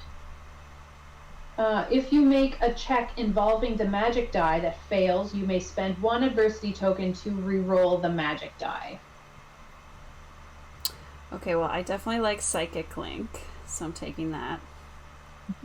So there's intuitive, treasure hunter, and gifted. I kind of like Treasure Hunter. I think that's fun. So, Psychic Link and Treasure Hunter. Some likely flaws are cursed, irrational, or naive. And I have to pick two. Mm-hmm. And like I said, if you think, well, this one fits, but I can think of a third or like another option. Do that. Let's take Irrational and Cursed. Okay. I don't want to be naive. Okay. So then we're gonna pick your familiars. I'm excited for this pick. And also, Yeah, if you can come up with a first Sorry, go name or a ahead. nickname that you go by, also while we're doing Oh, this. yeah. I'm looking for the familiars page. One thing I was going to quickly mention, does the school give you your familiar, or do you get your own familiar? Because in that case, does the school have a standard where you only have this type of creature as your familiar? That's And up if to a you. student had a familiar that wasn't that animal, then it'd be like, oh, like, could get it. Like, pets, like, your familiar as per designated by the school. What if we did, like, there's no official rules, but there's, like a list of suggested, and it's, like, kind of an unspoken rule that, like, you pick one of those. And so if I should read this so that I can tell you what the book says, but you can decide to ditch it if you want. Okay. Everyone at your school has the option to have an animal companion. Because they're animals and somewhat disruptive to learning, most are not allowed to accompany their caster to classes. Dorm rooms are well equipped, often magically, to house familiars without much noise or mess. While a familiar can be any animal, keep two things in mind. First, the familiar is a reflection of some core aspect of your personality. You have a special bond with this animal. It chooses you as much as you choose it. Does the animal reflect a part of your personality you've completely embraced, or one that you like about yourself, Or is it more like the animal reflects a part of you that you haven't come to terms with yet, perhaps one that embarrasses or scares you? Second, it is strongly encouraged that the familiar be small enough that you can carry it with you. While a cat is a great choice, a polar bear is not. Aquatic animals are a fine choice too, as long as you understand how tough it will be to have them with you on dry land. With the GM's permission, though, anything is possible. With a Each bag caster... of water, you can carry your goldfish. Or just a cup, you know. Yeah, a mason jar. Yeah, mason Here jar. we go. Aw, So, fish. common familiars include birds, especially owls or ravens, cats, small dogs, frogs or toads, small rodents or snakes. Each caster has a bond with their familiar, one-way psychic connection, whereas our reluctant oracle would have the two-way psychic connection. Your familiar is able to carry out simple tasks for you, which the GM should decide narratively rather than with rolls. So if you want the goldfish to unlock a door for you, you might have to throw the goldfish at the latch and hope that it works. Whereas if you told an owl to do it, they would be able to probably get that done. Okay. So yeah, that's the little blurb about familiars. Tyler says, "OMG, poor goldfish." Yeah, let's not Yeah, we pick. won't do that. Let's We not won't do pick that. goldfish. So I kind of like where you were going, Gabrielle, with the sort of like maybe there's some social norms about like what a cool. It's like high school, right? So it's like there's like cool like expected pets. And then there's some weirder things. And if you have one of those weirder things, then maybe you'll be seen as like quirky or whatever for having chosen something that's not like a cat or an owl or whatever. Does that make sense? Yeah. Like I I guess also like the idea of the familiar chooses you as much as you choose them. Yeah. So an animal could just come along and be like, "Hello," and you'd be like, "Dang it!" yeah, that's exactly it. Because it's reflecting part of you, and whether you're in good terms with that part of you or not will definitely reflect how you're relating to your familiar. We should just have one. I don't want it to be me. And if it doesn't want to be anybody else, then we shouldn't do it. Maybe there's a kid in the school whose familiar is a goldfish, but it's always like a new goldfish because it's doing, like, they're always doing crazy stuff like this with their familiars, and that the goldfish is just constantly dying. That is a really good rumor. That is a really good rumor. Because it's like rumors. Students always throwing their goldfish at stuff to get it to try and do tricks for them, but it's like, friend, it is a goldfish. It cannot do this thing for you. Yeah. Okay, I've written that down as one of the rumors. I would like my familiar to be a bat. Okay. Little pocket friend.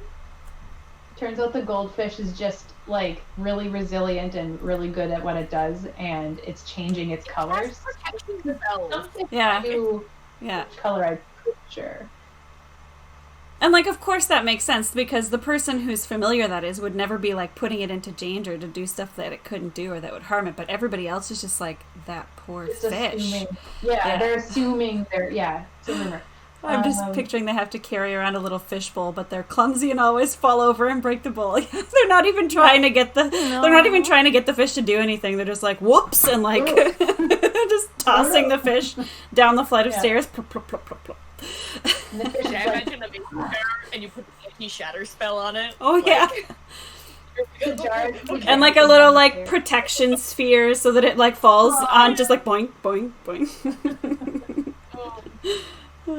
That's awesome. the goldfish will outlive everyone else. Yeah.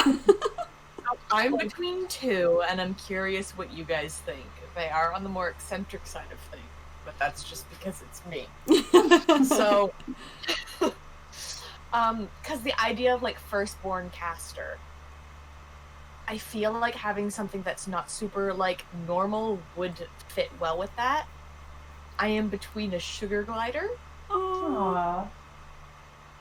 and a bearded vulture. Oh, I don't think What I is know. a bearded vulture? Sorry, I'm gonna Google that. Google a bearded vulture. I know. I'm gonna look up bearded vulture right now. That sounds You're pretty. badass. Ooh, it's kind of like it's kind of like a phoenix a little bit, right? Yeah. Like these like, but it's like not a phoenix. Actually, most people probably think that it's a phoenix, but you're like, oh no, it's a bearded vulture. Yeah. I'm like, I don't know, some bird showed up and wouldn't leave me alone. That's really cool. Because I could think of it like with the character being like the timid, naive, like the sugar glider is the small whatever, like sort of thing. But then it's like the side of me that like maybe I haven't discovered yet is like the bearded. Oh yeah. So both could be interesting. I'm curious what you guys might think. What your thoughts are. Lumpy Monster says, Monster where would you have gotten is- either of those though? Are you an international student? Maybe. Yeah, that's a good idea. But like you might, I mean, there might be sort of like, I've just forgotten the name. A familiar store, right? Like where you can go. I mean, I guess the ones that you are talking about, but you wouldn't have gotten there though. So we would have to think of like an explanation for how you got. Yeah. Yeah. Or like even a family member could have been overseas and came home, and then you had a connection with this creature, or I was flying on my broom and I flew into this bird. oh my gosh. And it just like grabbed onto you and like never left. Yeah. Kiwi says there's a rumor that the vulture ate one of the goldfish. I am fully fixated on these poor goldfish. Yeah, I'm adding that to the rumor. Okay, I guess we're going with the bearded. I think you should. I think that's interesting. I mean, Sugar Glider is very cute too, but It is very cute. I think the vulture is sweet. I think it's awesome. And the vulture will probably be able to do some cool stuff for us too, so. You know what might be interesting? Maybe on a trip abroad, that's when I discovered my magic, and that's also when we ran into the bird. Yeah, And it yeah. was like, hello. There's like a Like, moment. Yeah, a yeah. moment. Yeah, Yeah. like this bird talks. Weird. Or is it Kate, that? did you say? Oh, go ahead. ahead. No, you go. I was just going to ask if you had chosen one. Yeah, I'm gonna pick a bat. Oh, right, I remember. And Nancy, did you pick one? Yeah, I think I'm gonna go with Husky. Oh, husky puppers. Aww. Well, it makes sense. My character is gonna like playful. He likes surf sport. He likes going outside. You have to teach Yeah. it. You have to teach it to say "Iraru." Aww. Yes, definitely. Iraru. Huskies are very and very like a pack animal. Yeah, yeah. Like a social animal. Yeah. Yeah. So probably that's kind of reflective of my character. Yeah. So, yeah. And Aww. also huskies are super cute. So. Yeah, Yeah. they are. Aww. Oh, everyone's loving this. I know. I love that, Nancy. And I Jamie love Golfer that says, I can watch videos of huskies talking all day. Yeah, for sure. All right. So we've got our familiars. Now, keep losing my list. Okay. And your first names. Yeah. Have you I have. thought of first names? The first thing that came to mind for me was Marlowe, but I don't know, it just popped in there. So for Okay. now, I'm liking Marlowe. Oh, Lumpy Monster says, if I were a student, I'd have like, if he were the student, he'd have a snowshoe hare. Oh, that's That is nice. cool. That's a good one. Oh, like, I picture, like, the snowshoe hare, like, cuddling in his lap, and it's so cute.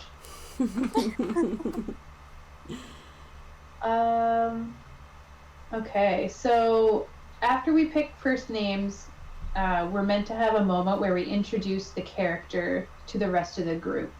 I think we've done a pretty open, collaborative creation here with each other's characters. I think if we were at the table, everyone would kind of have their own book and like have kind of filled it in and then introduced.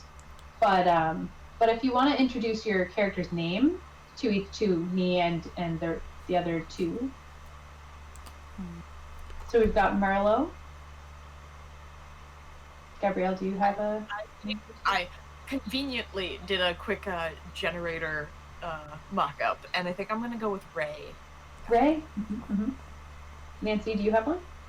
I think I'm gonna go with Nicholas for the Christmassy theme. Nicholas! You're going in for this Christmas, and I'm here for it. I'm loving it. Well, man. I'm here for it. Okay, so now we are getting into... We're going to answer questions about your character's relationship with the other characters in the game. So this one's pretty cool. So we've gone around and introduced the important details of yourself, including your trope, your grade, or how many years you've been at school. So we've kind of discussed that already. So now is also when we would say your favorite class and who teaches it. If we have that. We've got potions, I think. Yes. Two for potions. And Nancy, what was Nicholas's favorite class? Travel boarding. So like the extracurricular. So like the like kind of like the gym class. Phys ed, yeah. Phys ed Okay, so we got potion. Phys ed, maybe like Phys ed, or maybe actually the survival. Oh, yeah. I think my gut would like it a lot. Yeah. Yeah. I feel like we probably still have a gym class between like learning how to fly your broomsticks and doing like sports and other things. Yeah. Yeah. You gotta get exercise, guys. That's You gotta- right. That's right. It's Right. important. Do we have a name for the potions professor? Do not. Let's go find one. Come on, chat. Potions professor. Or the wilderness survival professor. Either one. We're getting away with only coming up with 2 professor names. Yeah. I have a last name. I think Spruce would be nice. Ooh. Okay. Professor Spruce.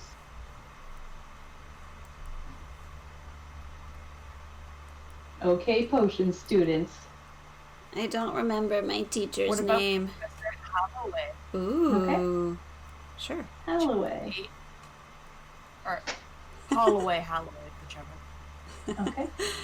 However you want to write it down. Another rumor is that Pardon? Professor Holloway always writes their name on the board, but you can never tell if it's H-O or H-A just by the way they write it. Yeah. So nobody really knows which one it is. Very mysterious. Jeff suggested potion professor is Brewster. Good suggestion. But I kind of like Holloway, so let's stick with that. Oh, that's But I cute. do like Brewster. Yeah. Professor Brewster. Professor is Brewster. They're kind of punky though. Ah, ha, ha, ha, ha. Oh, Punky Brewster. I haven't thought of her in a long time. Okay. Okay. Now that you know who everyone is, think about how they're related to the characters at the table. We encourage you to make these decisions based on what other players tell you about themselves. Well, it probably wouldn't make much sense for each of you in a 5-player game to know everyone. We're only 3, so it would make perfect sense for the 3 of you to know each other, at least a little bit or very well, depending. Yeah. So this is going to help us bring our characters together in the narrative, like kind of figuring out how well you know each other, and if it's only a little bit, then that is good, and if it's a lot, that is also good. Neither is better or worse than the other, because It just we're going is. to deal with that in the next section. Yep. Yeah. So to me, it sounds like Marlo and Ray know each other from potions class, and Yeah, so maybe we are. I'm sure. Oh yeah. I'm sorry. Here, you go ahead. I want to see what your idea. Well, I was gonna say maybe we are friends because we're both like potions geeks and we love potions. Okay, because I was gonna say, would your character want to make friends? Yeah, I think my character. Just trying to get that vibe. Yeah, so, okay. My character is reluctant about this sort of divination abilities that they have. it's sort of something that just like happened to them, and they're not, you know, into it. It just sort of like intrudes in their mind or whatever. And so they're reluctant about that part of it. They're specifically reluctant about their oracleness. Okay.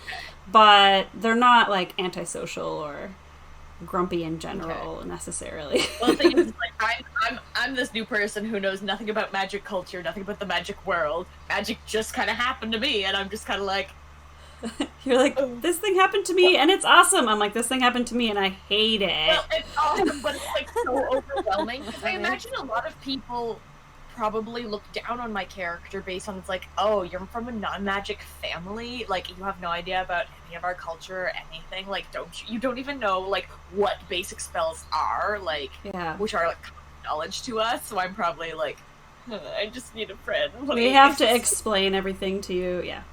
But no, I think that we would be friends, especially if we were both sort of geeking out over potion stuff. Well, and I feel like, too, it's just like, oh, I have, like, this oracle whatever stuff, and, like, I don't want to deal with it. And it's just like, but can't you just choose to do whatever you want? Like, yeah, you have it, but like, just because you're good at, like, drawing doesn't mean you have to be an artist. Just because you're good at sports doesn't mean you have to, like, play it if your interests lie elsewhere. And you might be like, I like you. Yeah, like, I like that. Like, do what you want. Yeah. So. Okay, so we've got potions friends. Yes. Potions. I'm just writing like really brief notes for myself. Yeah. Yeah. Okay, so how does Nicholas come in? I think maybe because they're underclassmen and I'm upperclass, maybe they either knew me through watching the sport, don't know if they are, or for the survival class, maybe my character is like the upper class helps the the lower class into the class because it's hard. Yeah. Like to have. I feel like that would be cool to have the different, like for survival class, to have like the upper and the underclassmen like working together. Yeah. Mm-hmm. I also think what might be interesting is maybe Nicholas got voluntold to kind of like low-key mentor me because I have no idea what I'm doing, and they're like, we need someone who is more incompetent. Or more competent. Or maybe like to take care of this small child who doesn't know what they're doing. Yeah, maybe you can take care of like the students at the same time, and you two knew each other paired up, and my character is like, okay, I'm gonna be with you guys and be your teacher. But Marlo definitely knew who you were from watching you play, and is like, you secretly a fan. Like, wait, who are you again? Yeah, you're like, what? Who are you? But then it's like secretly you're like, oh my gosh. Yeah. That's I love cute. Yeah. I like that. that could be fun. Okay, so this gives me ways to bring you all together in the narrative. Yes. Okay, and it's interesting. The book is also giving a suggestion, like this is a good time to start talking as your character. So it even encourages you to get into the role play. Like, we know each other from early childhood, or I know you from watching you play sports. So, it's such a good book, you guys. I'm also personally fine with anybody who chooses to speak in the third person about their character, just like FYI. It's kind of a personal choice. It's just like if you want to do voices or, how into it what you want to get is a very personal thing. So It really is. I often alternate between the two. Like sometimes I'll speak in first person, sometimes third person. Okay. Answer questions about your character's relationship with the other characters. So now we're getting into the questions. So we've got 3 different ways to choose. We can either do quick start, one-sided, or complete questions. When we did Kids on Bikes, we did complete questions, and I think that gave us a lot of role-playing information. Would you like to do that? It says it takes about 8 minutes per player. Mm-hmm. I'm fine with that. Okay. This is where I needed a die. There was a reason. Oh yeah, you need a D20. Oh, I'm I'm wrapped up in a cord. I'll show off the dice that I got today if you didn't see them on Instagram. Yeah, Jill and I did like a December daily calendar gift holiday thing. And this is what she gave me today. It's like 3D. They're just coming through the screen at us. They're beautiful. I love them. Okay. So each of you will answer a question about each other person. Yeah. Let's see. Oh, sorry, I'm looking at the wrong one. Here we go. Each player will answer 2 questions about each character they know, and 1 question about each character they do not know. Okay. Okay. So for a character you know, let's see, Marlo and Ray will be answering 2 questions about each other, but I think Marlo and Ray would only answer 1 about Nicholas, and Nicholas would only have to answer 1 about each of the other 2. Okay. So for a character, so we haven't been paired up yet. It's like going to happen with Nicholas. that's up to you guys. Or we've been paired up, but like we've only met them for like the first week. Like how long have we been at school? Like is this like our Yeah, business that's a good question. like first day or like are we a weekend? Yeah. Are we a month? Because I think that determines how well we know Nicholas and whether we need to answer more questions. Okay. So are we in first semester of Survivor Wilderness, or is like the final coming up? Ooh. I don't know. I feel like first semester. First semester. Okay. Okay. So we'll say you don't know each other very well yet, but this adventure is going to be so that you do know each other pretty darn well. Okay. So for a character you know, roll a d20 and answer the appropriate question from character you know. I have that list here. If it doesn't fit the relationship, we can skip it, and then we'll cross out the question, and then we'll roll a d20 and answer the next appropriate question. For the negatives. So the first one's positive, and then the next one's negative. So we're going to answer a positive question and then a negative question for each of the ones that you know. So we'll start with Marlo. Okay. And you're going to be asked, so I'm going to get you to roll, actually I'll get you to roll a d20. You have one handy, correct? Yeah. Okay. So you roll a d20, and this will be a positive question about Ray. 9. 9. How did this character stand up for you in your time of need? And if this doesn't fit, we can flip it. But How did this character stand up for you in your time of need?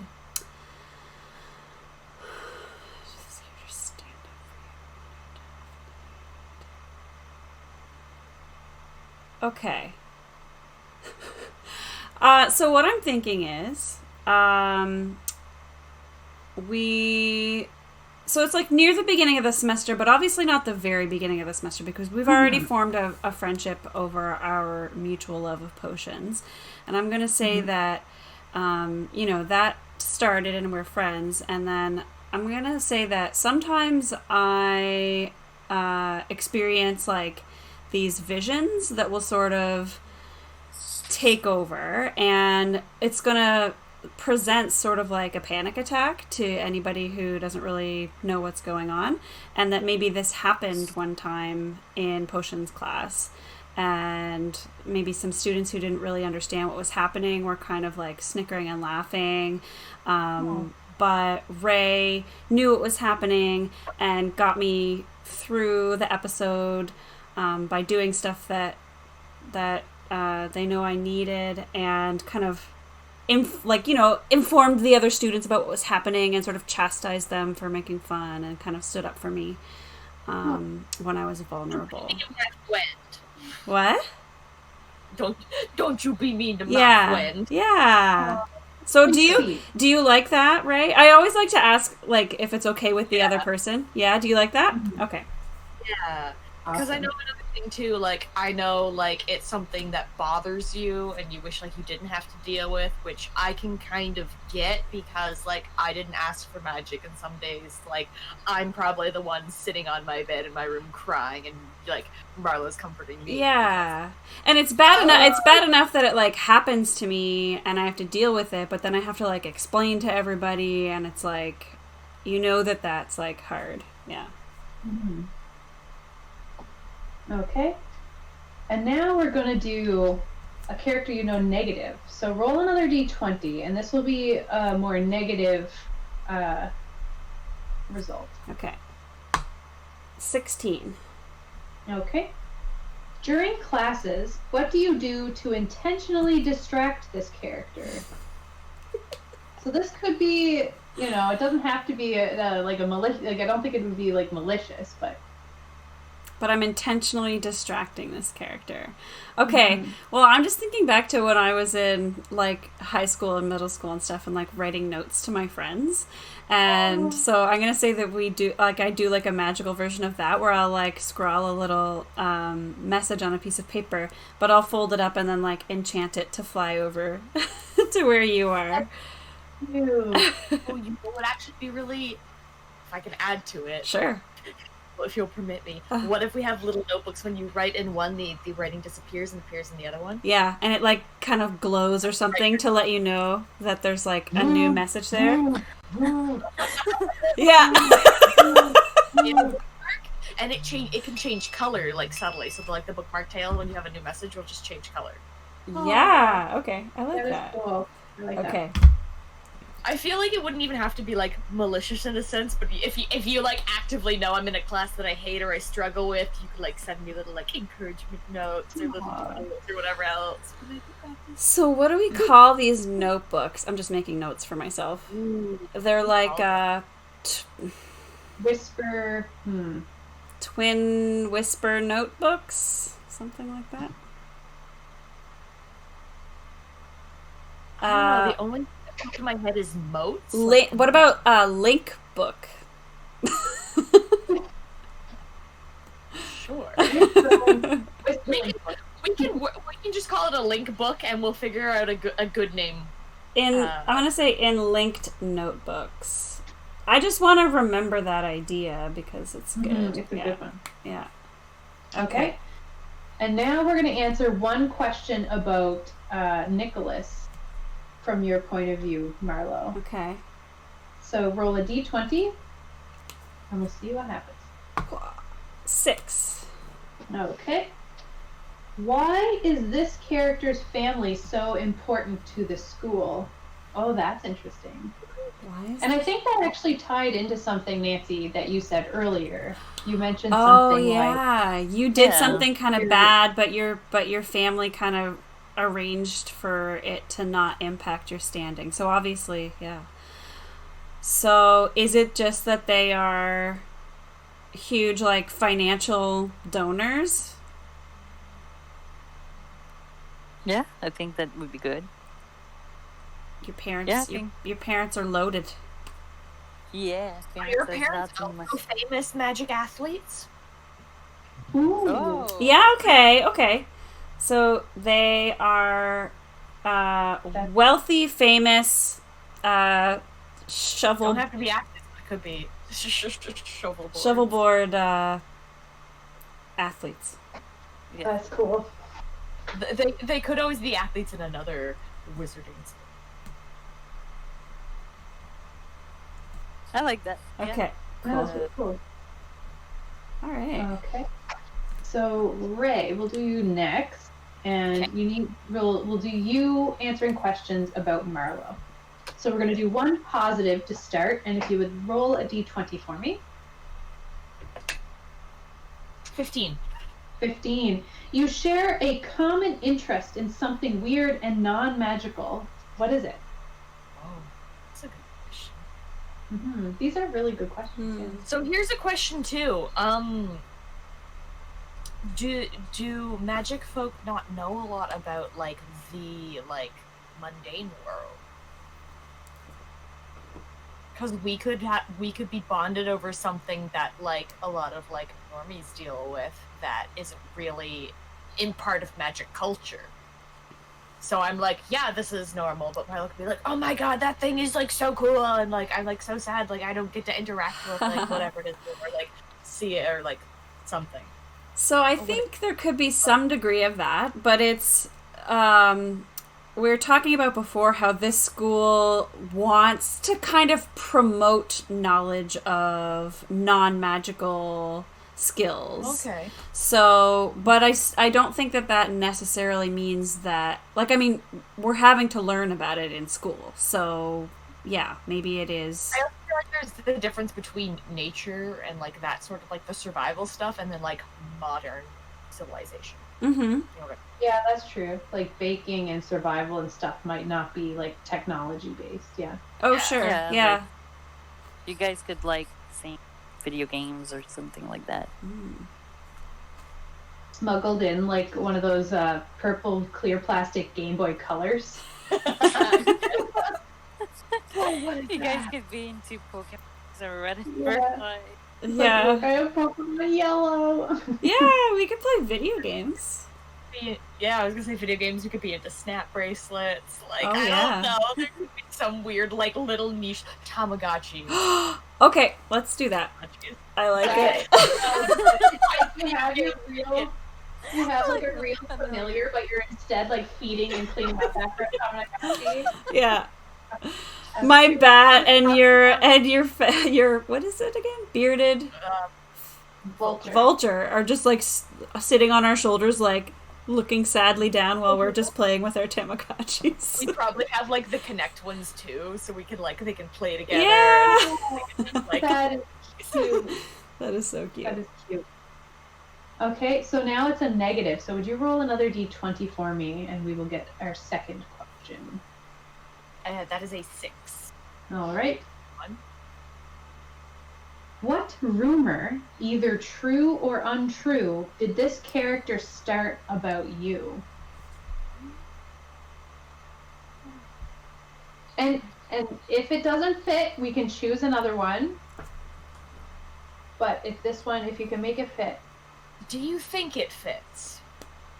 We can make it fit. So here's the thing.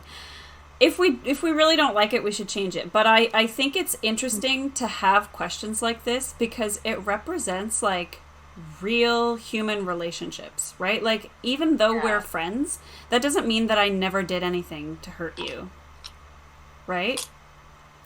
But we got over it or whatever. Like, I mean, or maybe we're not. Maybe we're not over it yet, and like part of what we go through is like the healing process there, right? So And it doesn't have to be like the worst rumor ever. No. Either. It No. could be something in like that was supposed to be positive to do you know what I mean? Or it might actually be a positive rumor that you're like, it's not true, but cool, everybody thinks this now, you know, like yeah. Right. I was gonna say, Monster Yeah, lumpy says that monster. rumors aren't always intended to hurt. Yeah.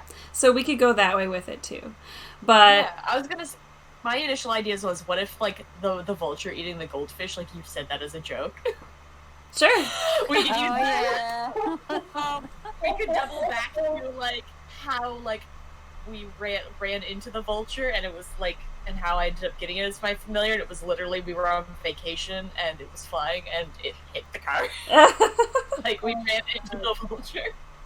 That's why we ended up having to like stop and like take care of it. Right. Okay. And then I said it as a like what I thought was an obvious like sarcastic joke, but obviously those people that were listening thought I was telling the truth, and like then the next day you're like, oh my god, everybody thinks this, and I'm like, oh, that was me. Is the goldfish what we're gonna go with? Oh, sorry. Yeah. Well, it doesn't have to be. It's whatever you want, whichever one you prefer. Oh, that's fine. No, I just pitched the other idea, then you guys like Oh. kept going, and I was like, Oh, what was the other idea? but like me like bringing up, it's like, oh well, how did you get your vulture? It's so unique, and it's like, oh, like we just ran into it with the car, literally, and like, so like, and that's like kind of like it was like, and we were like, oh no, and pulled over to go like check it out. And he was fine. Like his like wing was injured, so we like took him to go take care of him. But then he like would not leave. So it's like I happened to bring that up, and like you accidentally said it, not thinking like that it would make me upset that people would know or sort of thing. Sure. Or it just kind of came out, and it was like, oh no. Yeah, that would work too. We could do that too. I don't know. Both are kind of silly, so. I like them both. You have to choose Gabrielle since it's your I'm terrible at decisions. I know. It's hard.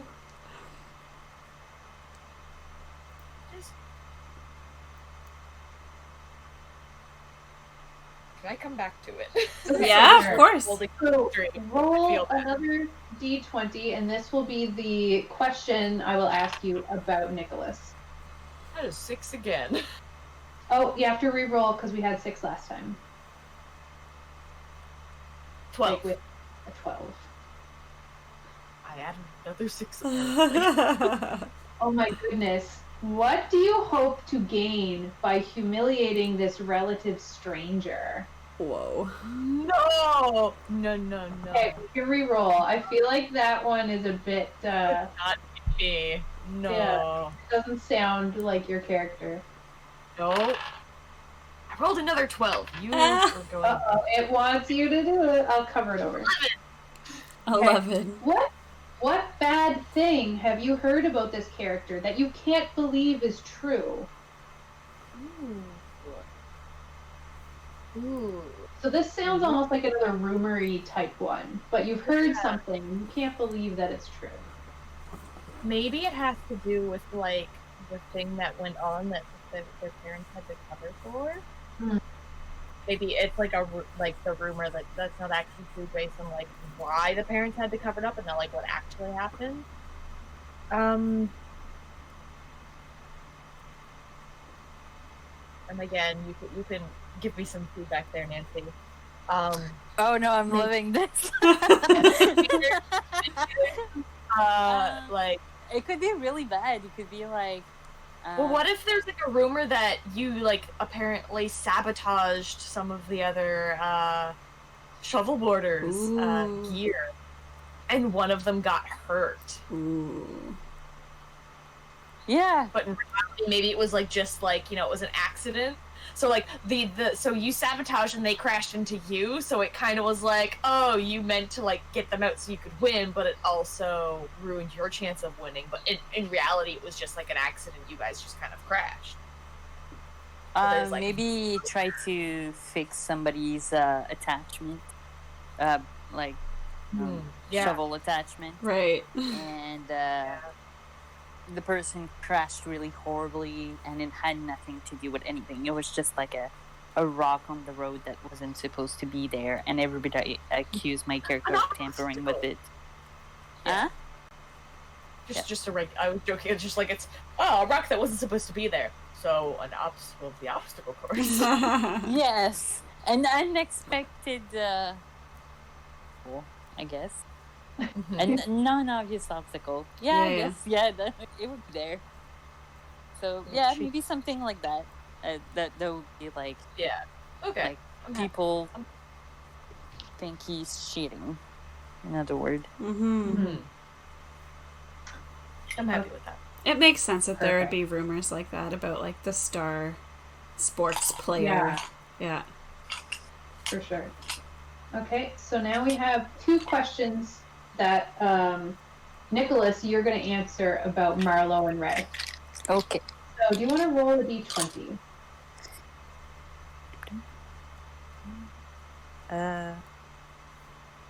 7. 7. Why? Okay, so this one is about Marlo. So why was your only brief interaction with this character so positive? So this was before you started, like your first interaction before this class. Before the class. Yeah. Or it could have been during the first class, but I think we've established that you're going to be partnered with them for this semester. So maybe it was the first day of class when you started with them, or maybe it was before class. Oh, bye, Kiwi. Bye, Kiwi. Bye. It could have been too, just like as an idea, because like I said, maybe like one of the teachers assigned Nicholas to me, like to kind of like low key mentor me and make sure I'm doing okay and that sort of thing, and keep an eye out for me. That maybe like during that meeting or before that sort of thing, they bumped into Marlo, and like had that before like fully officially like being assigned to us in the class. So, just like some random encounter. It could have been anything, but some positive thing. Why was it so positive? What made it so positive? What made the encounter positive? Yeah. Why was your only So, with the feeling that I had, is Marlo a fan of Phyllis? Like, as a sport person? Is Marlo a fan of what? Nicholas. Yeah. Now, I think that she would kind of not say that to you. Like, she'd be a little shy about it, I think, to you face to face, but yes. Okay, I think Nicholas would find your character cute. And that was a positive first encounter. That is cute. Okay. And maybe now, I we kind of ran into each other in the hallway, and I was just like stammering, not able to speak because I was like, "Oh my god, it's him!" Yeah, like something like that. It's like, oh, you get to potions class. You're like, oh my god, do you know who I met? And I'm like, no. Okay, roll another d20, Nancy, and this will be a question for Ray. 13. 13. What bad reputation does this character have around the school? Would this fit if you two are new at the school? And then you also didn't have like any my magical bad reputation pride? could be I'm not from the magic family. It's like, you're like like you know nothing about magic. You're not from like an actual like well-esteemed family. I don't know. What do you think? Are Nancy? those bad? Like, are people that are not from magical family, like, would that be a bad reputation? When we discussed the feel for the game we were going for, we kind of didn't want to get into too much of that kind of those prejudices. Yeah. So I feel like if we wanted to stay away from that, kind of bringing down our Christmas exciting vibe, we could re-roll for something that isn't about a bad reputation. No. Were you still choosing? Like, I think it would depend on whichever the rumor that Marlo started. Oh, right. Oh, Gabrielle, you're in the hot seat again. So either your character thinks that you're cruel to your familiar, or either you would think that your familiar is cruel to other familiar. Right. So it's either or, depending on what you're choosing. I think I'm gonna go with that. My dad hit the vulture with the dagger. So he thinks you're cruel with your familiar, and probably he's not okay with it. Like, it's a bad. Oh yeah, He isn't sure of the truth. Okay. And I just imagine it's like you hear about this kid with the bearded vulture, whatever, and it's like, wow, cruel to animals, blah, blah, blah. And then it's like, here, you are in charge of looking after this child. Yeah. Like, oh, great. not what? Dang it. Okay. So there we go. And now we're on to the finishing touches. So, let me just scroll back here. So we've got to get our motivations, fears, what's in your school bag, your wand, your last name, and trope-specific questions. Okay. So, here we go. Before we start, are we allowed to take a quick, 5-minute break? Yeah, let's take a break. We're actually running kind of late, to be honest. Yeah. So what we could do is just finish off these off camera and start, or we could just finish them off quickly next session. But it would help me planning if I knew that the characters were all done. But it is 10 o'clock our time, so. Yeah. Okay, so we could finish it off, but just tell them. Yeah, we Yeah, could we do could a do little a summary at the beginning. beginning of the next stream about what we've decided for those things. Yeah. Yeah. Okay. I do really like character creation in this game, but we also have to create the world and we have to create everything. So Yeah. there's a lot to do on the front end. Yeah. But yeah. Cool. Yeah. So I guess we'll wrap up for now, and we'll continue this throughout the week. Yeah, and then we'll do a little intro summary at the beginning of the next stream. Yeah, perfect. Cool. Well, thank you everyone for joining us tonight, and thank you for your donations. You're so generous, and it's such a great cause. This podcast is excellent. It's very informative, and I urge you to check it out. We'll be putting the donators' names into a draw, and we'll draw that at the beginning of the next. When are we doing the draw? I think I'll do the draw and like after this stream and contact the winner, and then maybe we can say who the winner was at the beginning of the next stream. And then we're going to do another draw after next stream as well. So we're going to be raising money again next Tuesday throughout that stream. And then from the people who donated in that stream, we'll draw again for another gift certificate to Cape and Cow. Yeah, perfect. So good night, everybody. Yeah. Thank you for watching. This was Kids on Brooms World and most of character creation. And we'll see you next Tuesday. Thanks, everybody. Thank you. Bye.